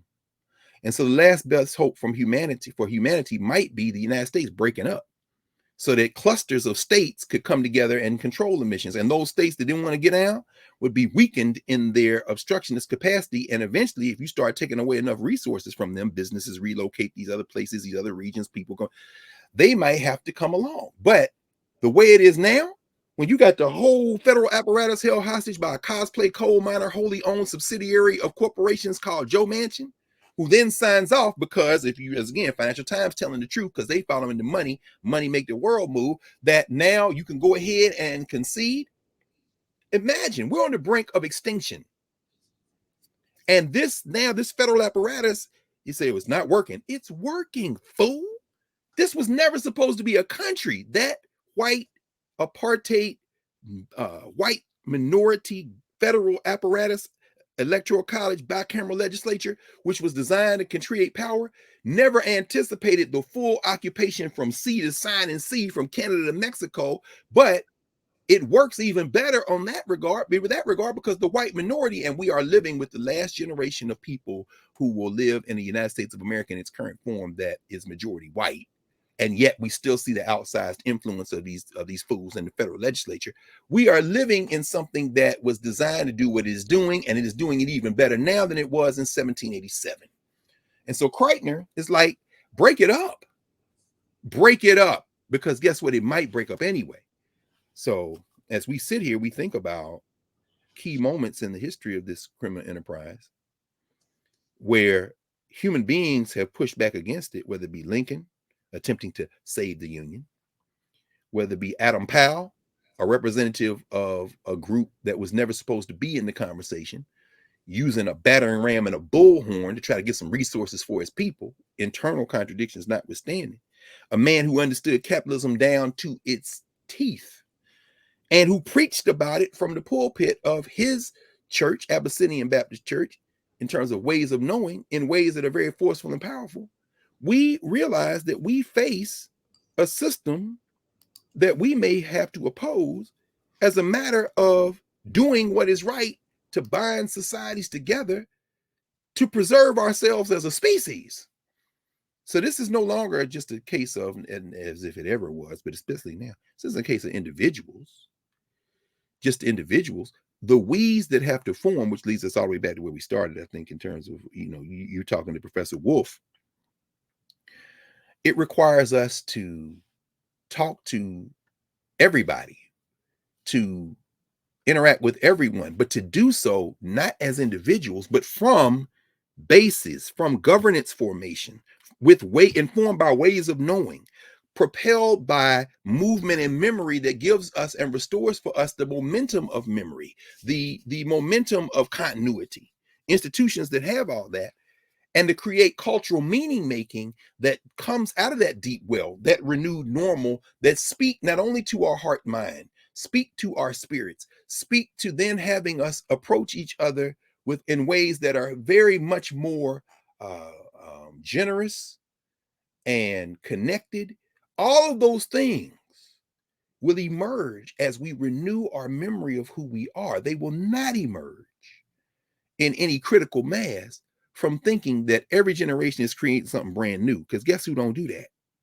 The people in the institutions that create the hierarchies, that translate value into currency, to keep us oppressed. And then they're 15 ball players, 2 anti-racist activists, a couple of singers, and 2 Negro politicians in the room and say, see, keep working hard. And we'd be like, okay. Really? That's literally the miseducation of the Negro. But we could talk a little bit about some of these things that that you brought up earlier in the week when we were talking. I mean, Adam Clayton Powell is a couple of anniversaries we want to talk. Today is the day he was elected to Congress. Adam Clayton Powell, of course, pastor, Abyssinian Baptist Church, and representative from the great state of Harlem. I called it that. The great state of Harlem and the People's Republic of Brooklyn. No question. I don't even talk. Yeah, what is New York City? Right. That's true. Another one of those cobbled together car crashes. No question. You can, have a place like Howard Beach in the same place as Cambria Heights. You could have, Bensonhurst in the same place as Bed-Stuy in East New York. Just crossing imaginary boundaries, you could get killed. Or you can stitch it together with the culture. As Rakim say, I go to Queens for Queens. I get the crew from Brooklyn. Get money in Manhattan and never been took in. Go uptown to the Bronx and boogie down. Get strong on the aisle and recoup and lay around. Time to give my juice back up. Remember the theme from Juice? I think Rakim the genius. You know what I'm saying? It's the blackness that makes the thing move. No question. It's crazy. Staten Island, where Eric Garner was choked to death at the same birth of Wu-Tang. It's like, How about that? Weird. Oh. Yeah. Okay. So Powell, yeah, Powell, you know, it's funny because Yeah, of course yes. when you mentioned Powell, I pulled, you know, all the Powell books. This is one of my favorites. Keep the Faith, Baby. Let's Let me keep the faith, baby. These are go for it. sermons Yeah. because you know, and this is the first book he published where he's publishing it as a preacher because you know he got Marching Blacks and others. Keep the Faith, Baby, right? And just very quickly talking about capitalism, he's got this sermon on Black Power. I'm gonna come back to, but he got one that he gave called. This is in the section. It's called "Your Money and Your Religion." See, man, you know, I'm telling you, I cannot say how fortunate I am in the world. And I know we'll talk about some people who came ancestors this week. One, of course, the great Mary Alice Smith, who from Indianola, Mississippi, who I wish I could have met. Did you ever meet Mary Alice? I did not, Oh, you I know, wish I could I have met mean, her. there's a laundry list of people that I've not met that are now ancestors. And Yeah, I guess with all of us, and then we got the ones I would have loved them in. Mary Alice was, I mean, just her brilliance. But we talk about her in a minute. But who of course moved to New York. When we talk about maybe Douglas Turner Ward, she's from Indianola, Mississippi, like so many Mississippians end up in Chicago. But Adam Clayton Powell has this sermon, Your Money and Your Religion. And it just made me think about Jeremiah Wright again. I was thinking about, you know, the genius. Now I got to ask him if he ever preached from this. He probably did. He didn't preach the whole Bible many times. Haggai. Some of y'all correct my pronunciation. Haggai 1 verses 6 through 7. Ye have sown much and bring in little. Ye eat, but ye have not enough. Ye drink, but ye are not filled with drink. Ye clothe you, but there is none warm. And he that earneth wages to put it into a bag with holes. Thus saith the Lord of hosts, consider your ways. Just what Adam Clayton Powell said. He said, and I'm gonna resist the urge. I have chosen as the background of this morning's talk the shortest book. I didn't resist the urge. I'm gonna read it straight. I have chosen as the background of this morning's talk the shortest book of the Old Testament. The book is scarcely more than one page. The book of Haggai. One page. Some of y'all now. Again, ways of knowing. The thing for us as African people is no knowledge should be foreign to us. Du Bois writes about that. And in fact, Baba Toyin Falola was evoking Du Bois the other day when we were talking. You know, nothing should be foreign to us, but there should be an us to which nothing is foreign. In other words, we have to have a place to stand. That's why we got to clear our minds. Again, breaking the chains that link our ideas to other ideas, not linking. You know, we have to have a place that then we can connect. But if you don't have a place, then you just become a figment of somebody else's imagination. That's where you get Negroes thinking they made progress by playing a black version of Hamlet or Shakespeare, or being the first black person to be a ballerina. You know, you was dancing before them people even had letters to spell ballerina, right? You know, and you know that tutu you got on, you know, is derivative because some of them people didn't like the way they look, so they want to make a booty. I mean, you do know that those you don't. No, I'm not saying no dance, but I'm saying when you go into dance, know that you came from a place where dancing was invented and created, and that you never stopped dancing. And now you can dance like this too. And because you always end up turning it out anyway. And then they take that swag and translate it into value. And then after you finish performing, it's very nice. They all cheer and clap and cry and put you on the cover of Vogue magazine, give you a couple of interviews. And then when you got your ass beat in the street by the cop, or your cousin did, you on TV crying, talking about we want justice, and then they come out to the rally with the Black Lives Matter sounds. And who are you? Well, I'm here too, peace and love. Oh, you're that lady who got that Ma'at sign in her. Yes, and I'm here for you. Anyway, Adam Clayton Powell said, I've chosen as the background of this morning's talk the shortest book of the Old Testament. This book is scarcely more than one page, the book of Haggai. The import of this book is all out of proportion to its size. It is a summary of 4 addresses delivered by the prophet Haggai between September 1st and December 31st in the year 520 BC. The succession of Darius to the Persian throne in 521 was the occasion of insurrections all over his empire. He goes on. See, this is the thing I love about trained ministers. They be knowing the history, at least up to a point. And then them preachers that take, those ministers that take the history back beyond this, they are often the most powerful ones. So we see Martin Luther King in seminary when he writes about the Egyptians. He wrote a whole paper on Isis, Osiris, and Horus. It's in volume 1 or volume 2. I'd have to go. I think volume 2 is in storage. Volume 1 is around here somewhere. He wrote a paper about it in his seminary class. You see, you know, and again, Jeremiah Wright tell you this, Freddie Haynes too, among many others. People in seminary be knowing, but they also want a congregation. So as you say, you got to know how to ease that into the conversation. So when you see Trinity, you see Jeremiah Wright, you see him surrounding himself with, and others surrounding themselves with, you know, Jacob Carruthers, Ivor Carruthers, Asa Hilliard, people in and out, Jawanza Kunjufu, all the people in Chicago who are doing the African Center work, Conrad World, and them. They are in that pulpit. They are in that pulpit, not the pulpit. They are in that formation. They are in the education sessions. They are speaking in those spaces. They are doing. And when you see Adam Powell, remember Adam Powell, after forming a friendship with Malcolm X, turns over the pulpit to Malcolm. I ain't scared of the Muslims. Black Power. He got a whole sermon here on Black Power. As I said, let me go very quickly about it, because this ties to what we were talking about earlier. He talks about, he says, Haggai came upon the scene with one purpose: to concentrate the hopes and efforts of his people in organizing their religious community and therefore building a temple to God. So he goes through the history and he says, the exhortation to build the temple, from which we draw the background for our thoughts, was addressed to the civil governor, Zerubbabel, and to the religious head of the community, Joshua. The people had been disheartened by the bad harvest, so they ain't had no money. They had sown much and brought in little. That's from the scripture, right? Powell continues, a drought had been upon the land, withering away everything that they had planted. I got to really fight. I could hear him in my head. I'm not going to try to sound like him. The brilliant promises of Isaiah had not been fulfilled. They were disillusioned people. I can hear him now. Prices were high, wages low.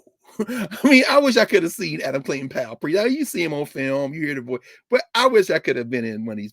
He says, it seemed as if the money just dropped through holes in their pockets. Sincerely, they argued that the time had not yet come to build the temple. Their resources were too pitifully inadequate. Their sad plight showed plainly. But God was still angry with them. It was unreasonable for them to emulate David in his enthusiasm to build Jehovah a house. But Haggai met this news, as prophets always must, by putting a moral interpretation on the people's disaster. Wait, he getting ready to go beyond money to talk about morals, right behavior, and action? He said, consider your ways. You have neglected God's house, but you live in houses covered with costly woodwork. You walked around looking for much, and it came to little. Well, you sound like you, Professor Hunter, a minute ago. Wait a minute. Today it seems that our wages are put into a bag with holes. He says extravagance is such a bag. Spending more than your income justifies. Living so near to your income, it is impossible not to go beyond it. A good way to meet this problem is to either earn more or spend less. This Adam Powell, who enjoyed the good life, as we know. Number 2, he says, is waste. Some people think waste is extravagance. Waste may be a thing. Waste may be of a thing that is necessary. Food, fuel, money, land, produce, talent. So he's saying, what? You're wasting your talent. You're wasting your food or fuel or money. Now, I know us coming up, you had to eat everything on your plate, right? But there's also a question of talent. What are you doing with your talent? I'm gonna go out here and make money. Okay, that's good. What else? Oh, well, I mean, I make some money. I take care of my family. Okay, is that the best use of your talent? Those of us who are teachers must always remind her. In fact, Baba Falula was saying that yesterday. I said, so Baba, what you working on now? He said, well, I have a foundation where I take money from rich people like you and give it to poor people like you. I love how these elders, man, particularly will say something and you got to stop them. But the point is, the you he's talking about ain't the money, it's our community.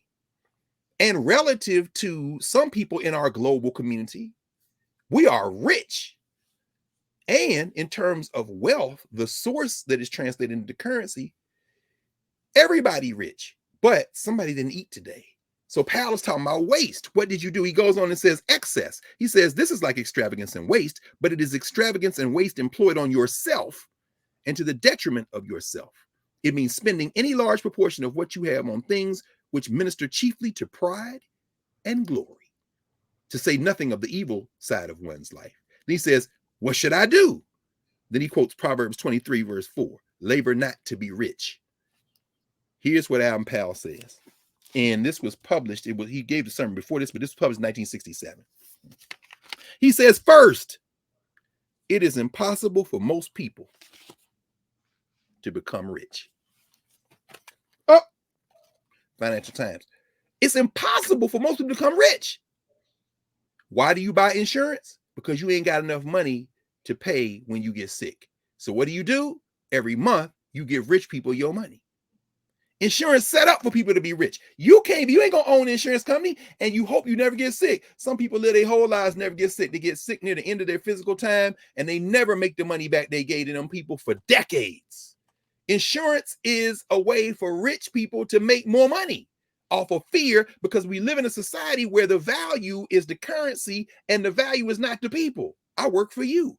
What did we do before we had insurance? Mutual aid.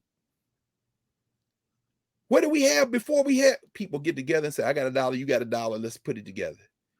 What do we do before? Well, I was a doctor in the community and I know y'all couldn't pay me, so bring me a plate of greens, or y'all just make sure that all my, suits are pressed and my clothes are clean. And when I get to the office, I'll make sure that y'all, in other words, and what do we see? These young people picking up on these traditions, calling it mutual aid as if it's new. No, it's renewed.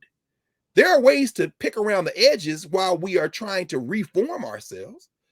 In our little corner of the world and growing corner of the world with Nubian Narrative, as it grows and grows, yes, there's an annual subscription. It's very low. And we have dimensions of it that aren't subsidized that way. But as we're growing, it's just, and you keep plowing all the resources back into it. Why? Because Karen Hunter, I work for you. Man, when he said that, man, I was like, wow. He said, second, the cost of laboring to be rich is exorbitant. You ain't lying. That's some kids paying them student loans. In energy, a fierce battle. In time, a long battle. Weary toil, uncertainly. Powell says a wealth seeker is liable to sink into low materialism. Third, and only four. Third, the attainment of riches is often disappointing. It brings new cares, anxieties, fears. And of what value are they to your heart and your mind? Or in the words of, I would say the words of Sean Combs, but in the words of employees of Sean Combs, more money, more problems. Powell continues, fourth, laboring to be rich leads to a neglect of the nobler things of life, the culture of one's mind, social intercourse, the service of God. Every time I hear, when the twilight is gone and no songbirds are singing, in that moment, my mind goes to all those places I've been as the sun was going down, the banks of the Nile, the banks of the Mississippi in Louisiana, on my little front porch in Nashville. I think of all them places I've been where the sun was going down. Harlem, Manhattan, Brooklyn, the Battery, Brooklyn Battery, sun going down, Jersey City, you name it. Y'all think about them places you've been where the sun was going down and in that moment there was a peace. How much that costs? Adam Clayton Powell say, laboring to be rich. It don't mean you don't try to get your coin, try to get your weight up financially, because you want to translate that into the thing. But what is the most valuable thing? The most valuable thing we have is our time. A lot of people are laboring to buy back their time. Vacation, from the Latin vacare, meaning to vacate, meaning to empty oneself of the cares and concerns. I took a 2-week vacation. I came back renewed. No, you took 2 weeks off of the labor, and now you back at the grindstone, and the people want you to do that. I mean, in France, hell, you might not be able to get nothing to eat a whole month. Why? We got to slow this down. And in places in Europe, Portugal, Spain, Italy, middle of the day, how long is lunch? Lunch is as long as we want it to be. I'm gonna let this wine set in, and then I'm gonna. What these people do? Oh, yeah, these people are a lot happier. They live a lot longer. And we all know people who don't rush nowhere. They be on time for things in it, but what you gonna do, baby? Just sit still. Or in that split second when you rushing out the house and then you get in the car, or you get on the subway, or you get on the bus, or you walking down the street and you realize I left my fill in the blank. If you had just paused at the door, hold on. What happens when you pause? Everybody else, including those of yourselves that are with you all the time, come back into your mind.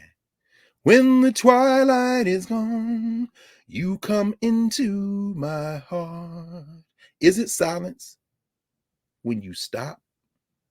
No, because when you stop, that awareness expands. We're never alone. Damn, I almost forgot that check I need. What? Because you took a moment to let you talk to yourself.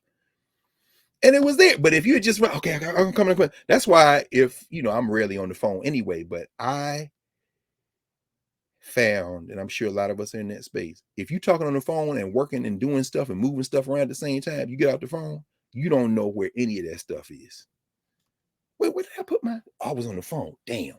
I was thinking about this and not that. So I don't be talking on the phone when I'm working. If I'm moving stuff around, books around, I can't find it. Now I got to sit here and get real quiet and reconstruct the conversation. Oh, we were talking about, okay, when we were talking about that, I was standing over there. Here it is. But that is painful.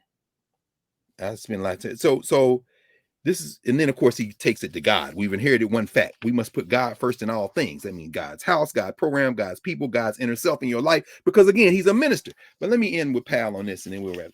This is what he's got this sermon he gives. It's the first sermon in the book. It's called Black Power, a form of godly power. This is a great sermon. Powell is fascinating. He says, in the last year and a half, a number of statements about power, and most recently, Black power, have been made by me. Others have embraced the phrase Black power, more for their own misguided and selfish ends than in any sincere attempt to help the Black masses. Powell gonna get the ego. He got the ego. He's like, I said Black power first. Okay, all right. Let me go back to a March 28th, 1965, when I spoke in Chicago and presented a Black position paper for America's 20 million Negroes. And he talks about this position paper he did, right? Then he says, what is the phrase? He says, thus the phrase Black power was born. He says, what is Black power? And he starts talking about different. Now, this is where I want to go with it. This is like, did he write this today? Powell says, Black power has come to mean whatever any newspaper columnist, editorial writer, civil rights leader, or white racist wants it to mean. One of America's great statesmen, A. Philip Randolph, talks in terms of coalition power. Phrased another way, it is called by my beloved friend, Reverend Martin Luther King Jr. I had to laugh given how he's talking about King, but my beloved friend, you know how Negroes, man, especially these politicians, my colleague, okay, my beloved friend, Reverend Martin Luther King Jr., striped power. Now here comes the shade. Let me read the whole thing and I'll just see, can you pick up the shade? Phrased another way, it is called by my beloved friend, Reverend Martin Luther King Jr., striped power. I called Martin the other day and told him that stripes are found on striped pants, which are worn by Baptist preachers and zebras, and nobody can ride a zebra. Why you do that, pal? Pal's a wild bull, as they might say in Philly. He's a wild bull. And he says the National Urban League's Whitney Young, who of course we've talked about many times, he says the National Urban League's Whitney Young conceptualized Black power as the green power of the pocketbook.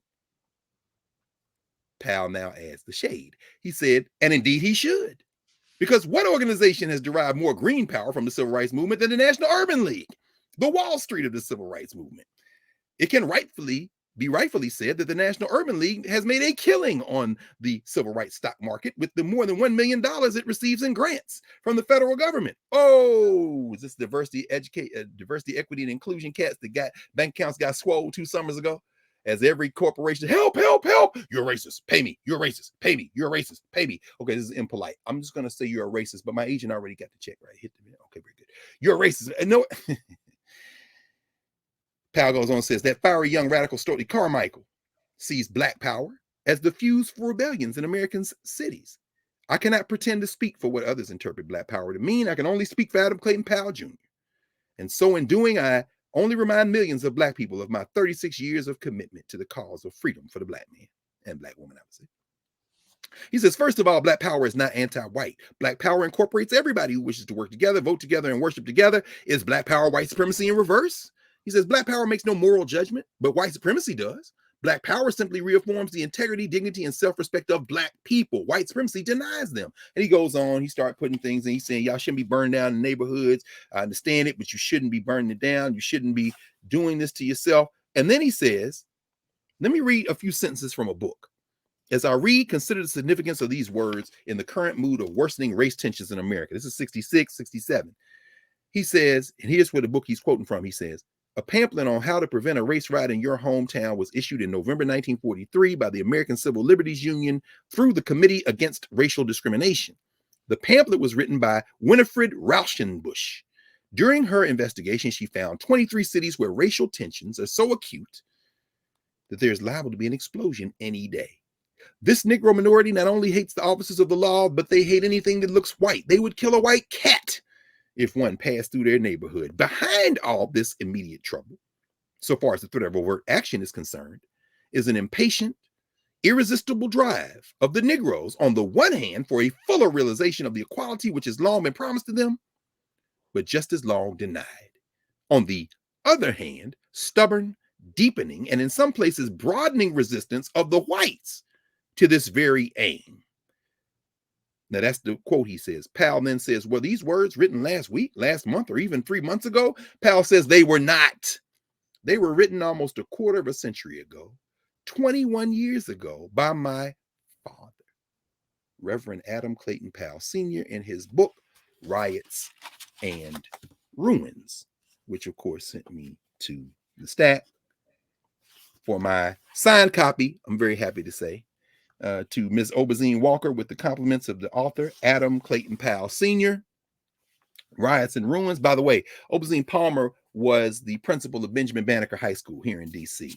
And I actually did not get that book in D.C. 25 years ago. I actually found it in New Orleans, of all places. So I had to go look up Obazine Walker. I'm like, how did her book get down here in New Orleans? But I will keep it for safekeeping and probably for a day just as this. And what you read in 1943 is Adam Clayton Powell Sr. is talking about the fact that Black people are still trying to hold off white supremacy. And what y'all are afraid of, whatever you're afraid of, is stoking Black people to react violently. What his son then says a generation later in the Black Power sermon that opens Keep the Faith, Baby, is those circumstances have not changed. And here we are 50 years, 50 plus years now, 54 years after this book was published, Adam Clayton Powell, facing these similar things, which should tell us what? It should tell us that not only is this system incapable of doing anything different, but as the demographics change, in particular, and the United States looks more and more like the rest of the world, we have an obligation to ourselves and to humanity to intervene to stop. In fact, let me see. He says, hold up. Let me see if I can find the exact. Okay, I'll give you what he says Black power is. He says Black power is first and foremost godly power. He a minister. He's going to say that. God has spoken twice. Twice have I heard this, that power belongeth unto God. Okay, he goes on. Second, Black power is Black pride. I am Black but comely, O ye daughters of Jerusalem. And I wish that Rem Haynes or Rem Wright would, could be in here in a vocal way to help us remix that. I've heard that line translated differently. He says, it is this pride, this belief in self and in the dignity of the Black man's soul that Senegal President Leopold Senghor embraces when he calls nigritude, which is a whole nother conversation. We had to reserve that for another day, nigritude. Third, Black power is Black initiative. The rousing of Black people from fear and the sad fatigue of idleness to take the initiative by lifting themselves up and changing their lives through the mobilization of the energies of millions of Black people and Black communities all over America. I would add throughout the world, because remember, Powell is over there arguing in Bandung that the United States is a friend of these non-white people who are coming together. And so Powell got some contradictions as too. Although he's friends with Malcolm, it's kind of all kinds of things around. He says, fourth, Black power is Black productivity.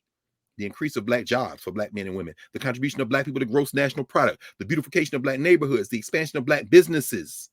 And he then argues, he says, fifth, Black power is Black responsibility. The recognition by Black people that they must demand and have a proportionate share of the responsibilities of running the communities, the cities, and the states in which they live. This responsibility is more than more Black congressmen, Black mayors, more city councilmen and state assemblymen. It is individual responsibility, an active involvement by each individual in the political, educational, religious, and economic life of her community. I work for you. Powell was out of Harlem, but he was beloved in Black America. And he talks about how he's on the floor of the Congress pushing this legislation. If you got a Pell Grant, thank Adam Clayton Powell. Don't be giving all that credit to Lyndon Baines Johnson. You understand? Powell said, I'm out of New York, but I represent Black people. He says, let me see if I can find it quickly. No, I'll pause here because what he says elsewhere, and it may be in the earlier sermon I read, but I don't want to belabor the point flipping through the pages. Powell makes the point that what we are talking about must now transcend this idea of civil rights and embrace human rights.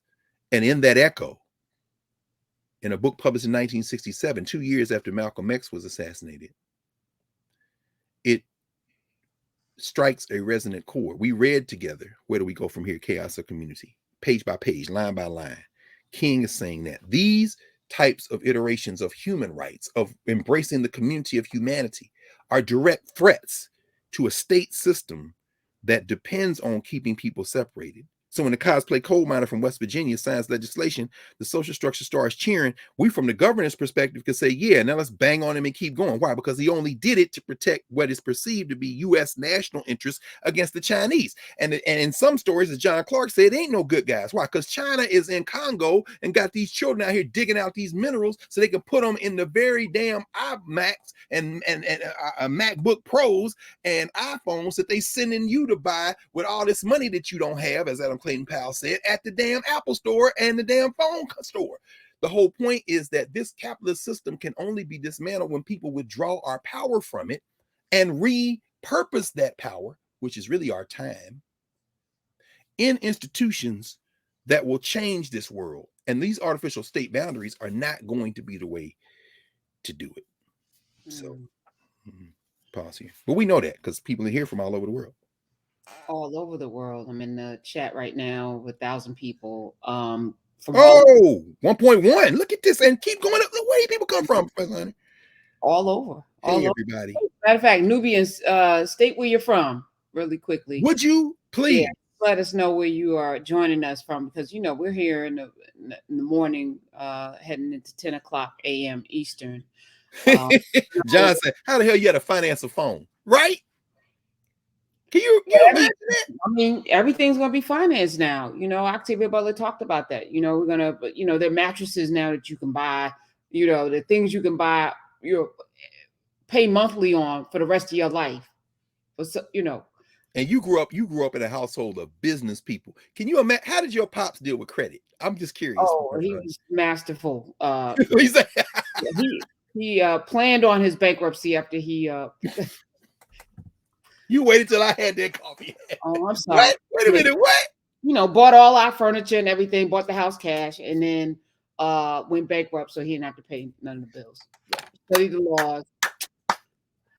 I couldn't do it, but I was going through, I'm cleaning out everything, and this book that he kept of all of the money and the accounts and everything, I've talked about it before. I have to get it printed, but it took him 3 years to get from $68,000 to like $300,000 back in 1986. And I'm sitting there and he was meticulous in recording it in which accounts. And there was a custodial account for me, for my mother. And it was just, he mastered the system and told me that, bankruptcy is a tool. How about that? Yeah, I have a safe full of cash because I know I'm going to need the cash. So he stockpiled his cash, charged everything, and then went bankrupt. I was like, this is, I wouldn't do it. I couldn't do it, but I love watching it and knowing how people move and what they're capable of. And, growing up in a household with somebody that's constantly thinking. And for him, that was Black power, because he was definitely, a Black nationalist to his core. At the same time was a Reagan Republican. Complicated. Well, that's not contradictory necessarily. No. In fact, I just talked to Corey Robin, who did the book, The Enigma of Clarence Thomas.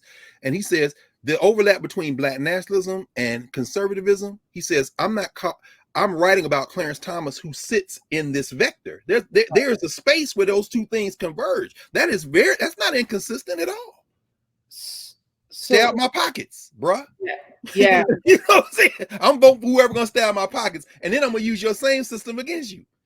I mean, some people will call that genius. Now, in Clarence's case, it converges with self-hatred to turn into something just completely anti-Black. But in your pop's case, Isn't that so? We talking about social structure and governance structure. The life of your family and your father is a demonstrated example of how to use a social structure when you're not depending on that for your identity. That's a stroke of I mean, and I wish that I had to really to have this mind that I have now to sit with him. I wish he was still here. Of course. So many questions, the books from Napoleon Hill to the ISIS papers to Asata, Yes. these were books that were in my home, at the same time, go to college, get a good, government job. Like there was, this path of, because you want your children to be safe. But I think our goal should be for our children to be free. There it is. There it is. Put it for the family, but and had things available, but those conversations, should have been had, because it would have, and I'm here because of him. So my mother, of course. Of course. But there's so many more layers and levels to this, that if we, focus, yes, we want our children to be safe, but you can't be safe in a system that you don't break, that is literally designed to break you. You cannot, your kids will never be safe. That's right. In a system like this. So that's right. In fact, he writes about, he preached that. I didn't read that part of the sermon, the Black Power sermon, but he talks about Black people assaulting other Black people. He said, some guy, a Black dude, came to my office in Congress, and when I wasn't there, he started attacking the secretaries, and then we had to call the Capitol Police. He said, the reason I wasn't in there to meet with him was I, at that very moment, was on the floor pushing through legislation to help our community. But that kind of, you're right. We can't, wow, that's really something. And of course, as I'm rereading it, I'm thinking about January the 6th. But of course, you saw the brother got sentenced to 63 months? Yeah, well, I think it's tied for the longest sentence. Yeah, but you saw the sister who sentenced him. The federal judge who sentenced him was a Black woman. She been giving out death to these people. She on the bench. I think Obama appointed her. Yeah, Black judge. And I'm thinking, boy, you think y'all don't know, between her and this sister down there in Atlanta, they're gonna gather Donald Trump. You ain't gotta worry about it. It's not even about Trump. Nope. And the more we focus on that, it's like, look over here, look over here. No, it's the system that produced that, and the 74 million people that feel so beleaguered in this, that somebody's going to take something from them that they never had, on this mythology of whiteness, that they're willing to forego everything to solidify their place in this bastion of inequity. So I don't know, Dr. Carr, where it's going to end up, but I do know if we double down on what we're doing here, it won't even matter. Double down on Blackness. Yeah. We talked about that. Yeah. I'm loving it. Yeah, I'm just glancing at the chat too. Everybody's sharing their stories, and they checking in from where they are. Look, my goodness. Perkins 62 said your dad was a genius. Facts. But people are sharing their experiences, and fortunately, you've been talking about this and sharing with this across all your platforms for so long, and very consistently. In fact, that's one of the first things that I remember hearing about you a long time ago, was that, this question of getting ourselves free and understanding how this world works, the politics, the money, and not losing ourselves in that system. We have to have a place to stand outside of it, even as we're surrounded by it. It goes back to what you raised at the very beginning and framed for us today. And so now we're at a place where we can, here we have another tool, and we just got to keep growing it. I'm loving this. People are talking. I'm sorry. 125 episodes of whatever this is. It's like even calling it an episode. All right, Fort Lauderdale, Rhode Island, South Carolina. I'm just looking at DMV, Cali. It's like, hey, Trinidad and Tobago coming in. I seen they from all over. And then of course, that's not even counting all the other people who will watch. And y'all should put it too in that long chat on when we put on YouTube. Put where y'all are, and as y'all are coming in, I didn't even get to Ellenwood, Georgia. What in the world? Winston-Salem. Okay, and did we ever do the Durham? John, we didn't have that conversation about Haiti, huh? No, we didn't. Okay, we need to do that. Maybe we do it in narrative. We got a few more you should knows, and I didn't even talk about this week. We don't do it now because obviously we're at the end. So I'll say that for next week. We're going to talk about this question of education and, quality education and what it means to sit at this intersection of culture in this hierarchy that we live in. I learned a lot over the summer. We got another couple of weeks with our Freedom School students, but this was the last week for summer school at Howard. And it's just a lot of insight from young people who are in conversation with themselves, with us, not just each other physically, but with that momentum of memory. That's why that culture, that movement and memory category is so important. And that's what these stories folks are sharing now. And I hope more people will share, is so important. That movement and memory category in our Africana Studies framework asks the question, how did or do people remember previous experiences? So as you lead us through your father and the way that he navigated and operated in this financial system we live in, I just glanced at a few people chatting in here, telling their stories. I mean, he did. It made it to you. Now, you didn't sit and have a physical conversation, but it's in everything you do. It's clearly, I mean, you're not moving through the world. You know what I'm saying? It's a movement in memory. In other words, how did or do you remember the experience? We see it in the way you move. You see it in the way you work for us. Yeah. It's your father, you know what I'm saying? Mother, you know what I'm saying? You didn't have to get the playbook. You saw the playbook. Somehow you learned it, you know what I'm saying? But as you're talking about that rite of passage, and we've been talking about this, the team, like when we develop this space for the young people, there has to be a rite of passage that includes not just, maybe some meta nurture, definitely, some beginnings of, the framing of how we communicate, but also this kind of what does it mean to be an adult, and even to be an elder. We're processing that because we want the elders to oversee this space of young people. But who's an elder? What does it require to be an elder? And I think too many of us have not gone through the paces where there's an actual, blueprint for what that looks like, that we can sustain over generations, that then, defines what it is to be this, to be an adult, to be an elder, to be, an educator. There should be some basis for that. It shouldn't just be because you call yourself that. That's right. And there is, I mean, we know it. We know it in our lived experiences. Again, that governance category, who are we to each other? Most of us have seen it modeled. We may not have lived it. Many of us have lived it. Some of us have not been able to live it, but we've seen it. And I think that, again, that momentum of memory, that continuity Haile Gerima talks about, when Haile says that a colonized people can't be colonized, people cannot succumb to an imperial power if they have continuity, means that we know better than this. People say, oh, the Black community, the family is broken, and where the missing Black men, the Black fathers. Shut up. These are challenges that we face in a social structure, but with continuity, with the momentum of memory, we know that that is an abnormal position. And rites of passage, that's what's allowed us to survive. Well, but it has to be systematized so that there's, like what you said, boycott is step number 8. Yeah. There's 7 principles. Like we need, or really, Ma'at really doesn't have a number. That's the trick. Ma'at doesn't have, and Mario, maybe get Mario to talk about that next week. Somebody can ask him when we come into the meta nature conversation.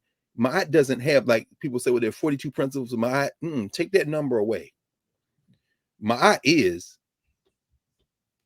period or ellipse. In other words, when you look at Ma'at, it's a concept. Ma'at is almost like saying gravity. It's almost like saying, in other words, there is no place that exists outside of Ma'at. It's just in other words, if you slap me, I'm gonna feel the sting, and your hand is gonna feel the sting, and whatever emotions come out of every action has a react. Think of Ma'at as every action has a reaction. So if you wish something on somebody, Ma'at is simply the observation that took something from you too.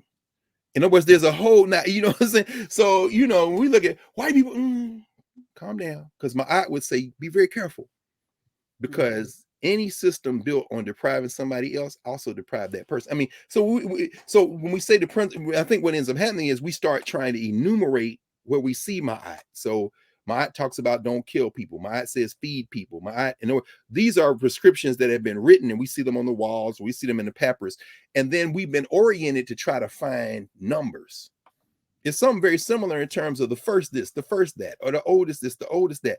This kind of linear concept. But yeah, so Yeah, so 7 is a we're number.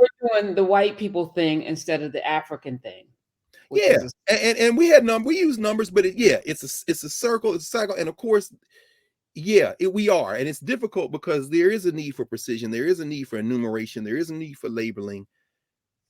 As long as those numbers, again, I think about you making sure that in many ways 7 manifests, which is a very important number. There are ways to use them, and they all don't have to be the same. But when the point you raised about rites of passage, in addition to everything, is very important, because we have never displaced rites of passage. Rites of passage is deep in human experiences, deep in the varied experiences of Africans. How do we know? Because even when the behavior is not good for the community, it involves rites of passage.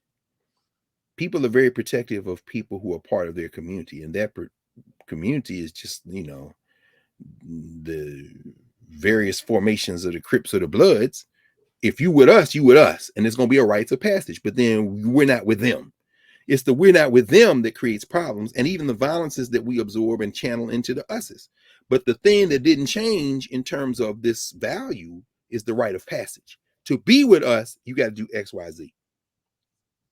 We all saw that. We saw the protocol. You can just walk up into something. If you can just walk up into something, then what is it? You know what I'm saying? You can't just walk up into something.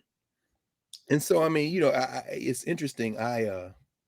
Again, I love just listening to Black people talk.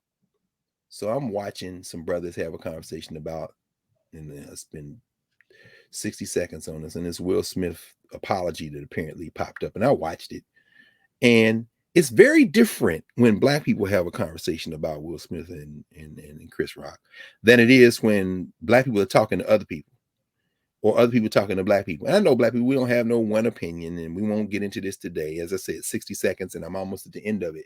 But it was fascinating to hear, because what also came out to what you're raising in rites of passage is is what happens when there's a certain protocol, to borrow from Angie Porter's concept. She's developing this Africana legal studies concept of protocol, looking back at classical Africa, medieval Africa, African people in the diaspora, and this question of what is right behavior and protocol. And these brothers got into this whole conversation about protocol. They ain't about Jada. He shouldn't have told that joke, but it was Hollywood. I understand. Yeah, but a man know if and then of course then it comes to a conversation about technique. Should he slap his face? The open hand slap is the ultimate disrespect. It's like spitting on something. There's a protocol. You know what I'm saying? Maybe you just hit him on the back of the neck and sit back down. In other words, that may have been worse. You should sun the man, in terms of how they would say it in Philly. I just sunned you. In other words, you think, what are y'all talking about? This is governance structure talk. Y'all don't know nothing about it, and nor should you know about it. And every human society has it. Is there a protocol in the mafia? There used to be. What's the protocol? In other words, if you with us, you can't touch nobody. You made man. There may have been touched. Sure, there are exceptions, but the fact that there are exceptions means there's a rule. Your people ain't got no rules. No, you don't know our protocols. And so what happened that night, as we talked about at the Academy Awards, there are many things in operation that night.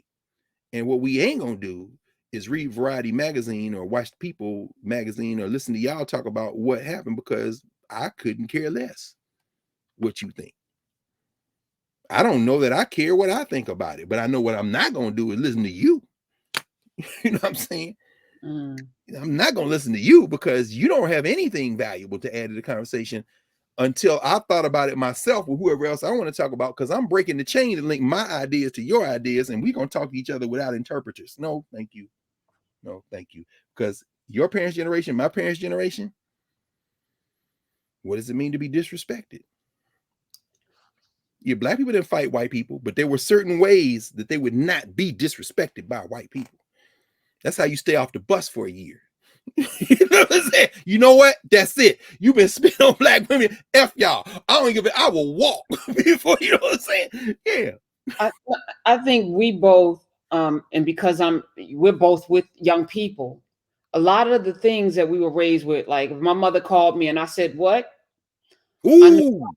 I knew that was going to be a problem.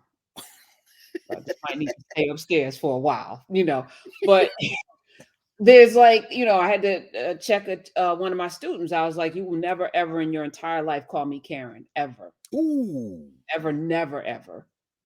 I saw it in an email, which I was CC'd on. I was like, I don't care if everybody in the email is calling me that. You're one of my students. You will how about never that? refer to me the way everyone else is. How And about that? they were very apologetic, but I was like, nobody told you. I had to check my producer. I'm like, that's Dr. So and so. That's doctor. You don't How call about them by that? their first name. And yeah, you may be 30 and you may feel very familiar with people, but these folk that are coming on the show, you're gonna refer to them. And so there's like a certain home training that they're getting. I'm not their parent, but we have that home training. I don't think it's as prevalent as it once was, Dr. No, Carr. I'm it's seeing not. a lack of that, and that's this generation, our generation's fault, primarily for not establishing those rules and making it uncomfortable for people to break them. There should be Mm. a due north, I think. Yeah. Well, as Adam Powell says in that piece on money, there's also these external actors. Because I think if there hadn't been these external actors, we it may have been a diminishing, but it wouldn't have been as severe. But you're absolutely right. It's on us, wherever it came from. Now we got to rebuild it. That's right. Which is why rites of passage, part of that is going to be, some home training built in, because maybe we forgot and we need to remember that because it was That's there right. for a reason. It's there That's for a right. reason. That's right. You give us a moment or two for Mary Alice, who made transition. Most of us know her as Sparkle's mama. Some of us know her from Broadway, where she won a Tony. Some of us know her from her Emmy Award-winning acting on television. I was reading up on her when she was on Broadway by way of Chicago, by way of Mississippi. She would wash the clothes of her cast members when she was on these off Broadway, these Chitlin Circuit plays, to make money, $200 a week, washing. Oh, it's $200 a month washing people's clothes. And I thought about the humility of, you're working your craft, and you're not too much, you're not too full of yourself to not wash people's clothes and to feed yourself while you're doing the thing that you love. But I just think about the grace, that she, as the Oracle in that next Matrix after the original one passed.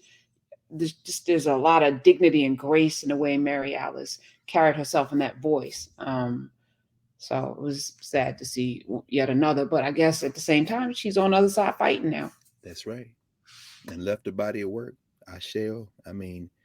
Yeah, of course, the first Oracle in the Matrix, Gloria Foster, herself another giant of the stage, like Mary Alice, and like that generation, really. All stage actors. These were theater actors. They were not born digital. They were not born movie. They were not born in film. They were born on the theater. And of course, Mary Alice was a member of the Negro Ensemble Company. I'll tell you who tells this story well is Douglas Turner Ward, who was the founder, and who told her that she was a school teacher in Chicago. And he was in Chicago, and someone brought her to him. And Douglas Turner Ward said, you get to New York. If you get to New York, I will look out for you. And he had a program. The Negro Ensemble Company had a kind of an apprentice program. A lot of people came out of that program. And he turned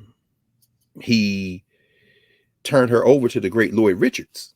Of course, Lloyd Richards, as we know, was the director, collaborator with August Wilson.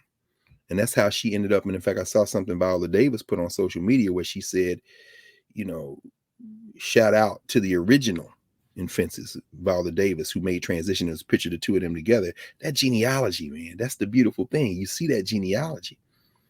And, who are we to each other? I was thinking about that the other day with Zendaya and Keke Palmer, and you hear it goes, it's kind of churn up. But well, why isn't Keke Palmer more recognized? And this role in Nope is her breakout role. And she said, "I've been I was a lead in 11 years old." And he said, "Well, what was Zendaya? Why did she get all this?" And they trying to and then they started posting pictures of each other together, making kissy faces. Y'all not gonna do that. So I saw Viola Davis with that picture, and I said, wow, there she is with Mary Alice. And she said, shout out, because y'all looking at me and Denzel in Fences and on the stage and then in the movie. But you got to remember, Mary Alice won a Tony for that role. She created that role on the stage first time. Lloyd Richards, of course, who was the director with August Wilson, all that's made possible because there was a Negro ensemble theater that allowed her to move from teaching to go into the craft she wanted to get in. And so you got to remember Douglas Turner Ward and other people who came out of that program, people who aren't even actors like Susan Taylor, and I mean, who did that work and was well in New York.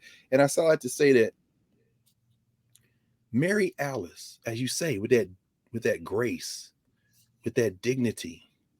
Let me not use those words. They're almost like social structure words, but they come so easily to us because they're there. I remember one interview where she said, you know, when you asked me how did I come to this role of the Oracle, she said, I just folded into that role all the women I knew. Mm.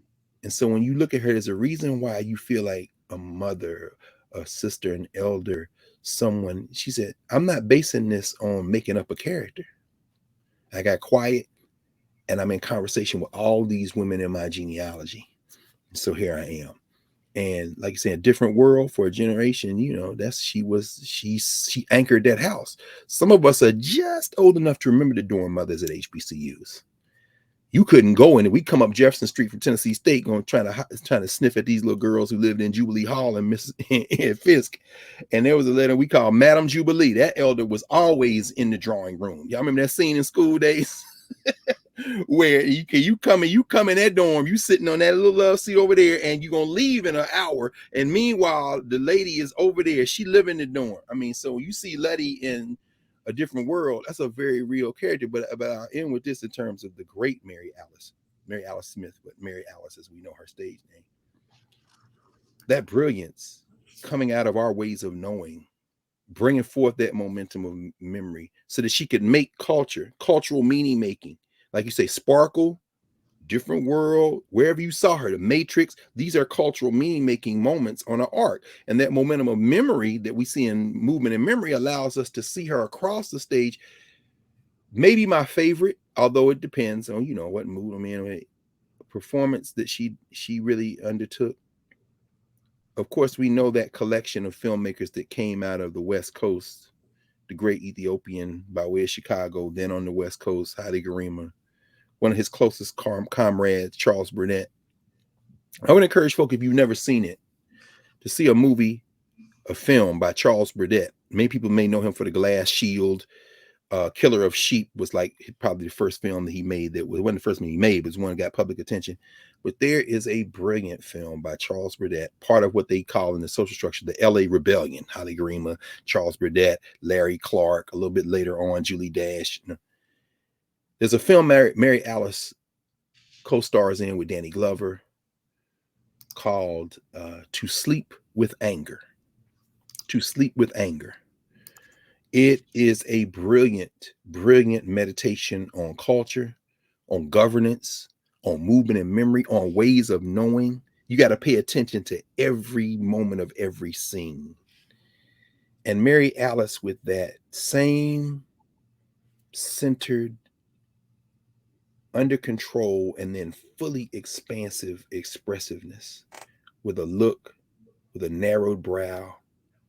Oh no. You know, Felicia Rashad got a little bit of that. You ain't got to move all around. It's just, you know, just that narrowing of the eyes and them brows. Oh no. You can just feel that. Her interaction with Danny Glover, with all the characters in the film, because Danny Glover didn't play her husband. I'll say less about that. Go watch To Sleep with Anger. And I think even in celebration, as she begins to journey toward a powerful ancestorhood and eternity, Mary Alice in To Sleep with Anger is representative of the best of our craft in that particular craft of the drama. So we shall for her. Thank you for doing that. Of course. And everybody wants to know what book what book are we reading in office hours? Oh, you know what? I'm We didn't still talk looking about through. it at all, and that was because you know, I tapped in for Uraeus on Monday, and then I completely derailed. No, it's not a derail. I really think, and in fact, why don't we do this while we're looking at all the people who made suggestions? Why don't we spend just 2 weeks on Walter Rodney? Because and Rodney was really, and then we'll go from there and see where it leads us and what people are suggesting. Walter Yeah, Rodney. 45 suggestions of books. Yes, and then So, we need to talk about some of that. In fact, people talking about movie night.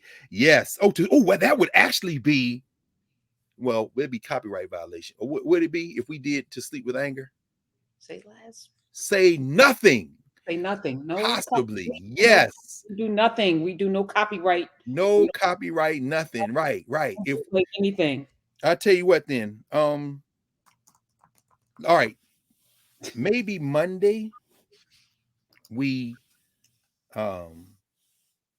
yeah, I like To Sleep with Anger a lot. Okay. Anyway, we'll say nothing. We'll But it's about, everybody get, and if you can get it, get listen, the. we could purchase it. Oh You yeah, no. I'm talking about the book. I mean, if we do, let me see. I should have Rodney somewhere close because I pulled out those Falola books because I knew I was going to talk to him, and I think I put up my copy of I would say Walter Rodney. What did that? This is going to bother me because I know I had it around here somewhere close. Walter Rodney, The Groundings with My Brothers. I think it's a good kind of moment for us to reflect on what Rodney is trying to get us to see. That's just crazy. And if you can get the edition that is the most recent edition, which is Verso Press, VERSO. Y'all see me looking around in here. No. Yep. There it is. You know what it was? I moved it because I was moving these other books, and here we go. Yeah, get this edition if you can. The Groundings with My Brothers, Walter Rodney. This edition hold it up again and just pause. Oh, yeah. All right. The Groundings with My Brothers, Walter Rodney. This edition is good because his family members are involved. Asha Rodney, daughter, Jesse Benjamin. This one came out in 2019. As you see, there's a lot of other stuff in it. Carol Boyce Davies writes an introduction, but the Groundings itself is very short. You see, the 6 chapters, it's really about 60 pages. Maybe we do just 2 weeks on this. But then the commentaries in this edition include his wife, Patricia, his comrades, Robin Small, Bongo Jerry, David Alston, Vereen Shepard, and Randall Robinson, actually, who does the last piece, Our Responsibilities in a Governance Formation. My man, Randall Robinson, my brother, Our Responsibilities to Each Other. And why this book, Dr. Carr? Well, this one is, you know what? Let me just give you the first paragraph from the editor's introduction. The Groundings with My Brothers is important in so many ways. It is perhaps the most direct representation of Walter Rodney's natural voice during the early period of his work. Walter Rodney, historian, political power, organizer, Pan-Africanist, Black Power person. He worked with the Guyanese Working People's Alliance. He was actually assassinated in 1980 in conspiracy that involved all of the Western powers, as far as I'm concerned. But he goes on, the editor says, these grounding talks, which became chapters, so they didn't start as writing, they're talks, represent Rodney's voice as a very young professor, post-PhD, engaging with Jamaica in 1968, where he was just 26 years old. Now, 50 years since its original publication by Bogle Louverture Press. Bogle Louverture was a press out of London. In fact, I got a copy of the Groundings from that edition. He says, it remains vital and relevant, addressing key issues of Black consciousness, Black power, the role of the academic and intellectual, and we have exploded that here. This is why it'd be very interesting as we reading this and thinking about this. The Jamaica situation, African history, colonialism and its legacies, liberation, and transnational engagement of racialized police brutality. So there's a lot there. He says, it is compulsory text to be used in community work, undergraduate courses, high schools, unions, and popular education. It's the Walter Rodney Foundation, by the way, is in Atlanta.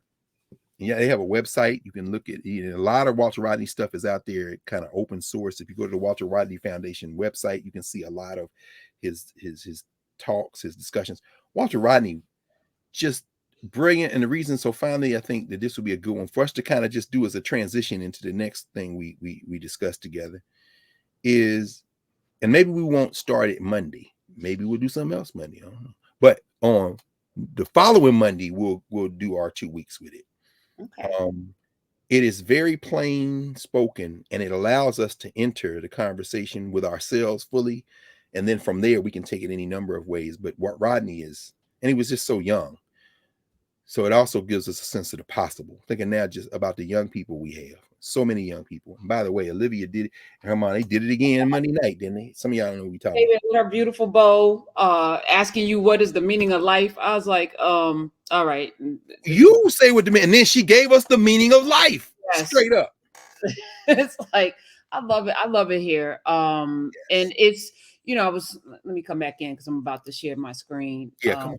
I was having a conversation, because as you breaking free from this social structure that puts us in these boxes, right? So if you're in business or you're marketing, marketing for Black women is very, you can get corporate sponsorship. There's no space because everybody wants your demographics. They want to know your audience. They want to know all of these things, but there's no place for people that reach an Olivia and who also has Dr. Van P, but also has couples who may share an account and also has, PhDs and truck drivers and, we folk from all over the diaspora, as we were looking in the chat from Iowa, so as I'm putting things together for things that I'm planning, I realize that there's no, I'm not going to be forced into these spaces to do something just for Black women, because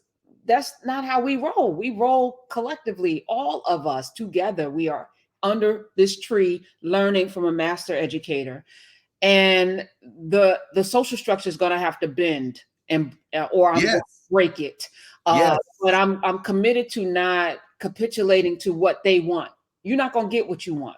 You're going to get what we need.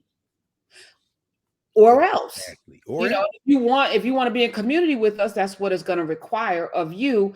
And I think we have spoiled many of us in business have ruined our ability to have true power because we bend and capitulate to the whims of a system that was designed to oppress us. And so thereby we continue to oppression, even if a couple of us win, like the lotto. Bringing it all back. So no question. And together we make I'm glad you said that, because it reminds me as well that while we're here right now, one of the Nubians and her whole family, in fact, Aya Fubara Anelli, they are in Nigeria now. They arrived a couple of days ago, and all of the resources that everybody here contributed for the Emma Johnson, Derigo Wari, they're having the grand opening again, although they've been open for months. All those books arrived in Lagos. They've been transported to Port Harcourt, and now they're in Opobo town. So all those children are coming together today. In fact, I guess in Lagos it's probably now late afternoon, early evening. So some of y'all, I don't know, I might be in here right now. I don't know how she does a million things at once, but her whole family, all the children, you know what I'm saying? So just know, as you say, right. That's what community is not just Black women or just Black men or just even the way in which we move in fraternities and sororities. To me, is all right. No, it's cool, because those are that's our model. We don't have to change. You can't change the world by attacking it from the world. We change ourselves and we build together, and then we influence those people. I mean, now you say Kwanzaa, people don't laugh like it used to laugh when we was younger and doing Kwanzaa. Why? The US organization didn't try to get everybody to be a member of us. It just kept working. Now Walmart selling Kwanzaa stuff. Okay, well, we see you. All right. Listen, I love and appreciate you so much. Same here. Love you as well. None of us would be where we are without each other. So I'm gonna acknowledge that. But that's what this, in many ways, being here with you 125 episodes, I think anyone that's watching this, you get to see how love operates, how community works, how, we sometimes when you go off on certain things, I may not 100% understand or even agree, and that's okay, but we sit and we learn from each other, and we, and at the same time, there's grace, no question, because at the foundation of this is love. So we don't get to see this often. We so busy with this left, right, or different people opposing each other on all these platforms. Everybody's fighting and stuff. This is genuine, and it feels so good. So I just want to say thank you. Same here. And I want to leave us with this prayer that I've been teeing up. I found it. So we're gonna leave with the prayer. And stop playing! Stop playing!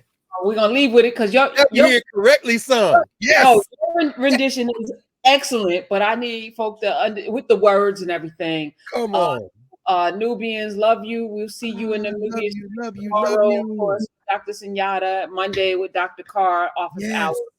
And everyone have a great rest of your weekend. So I'm gonna hit play. Love you. Love you.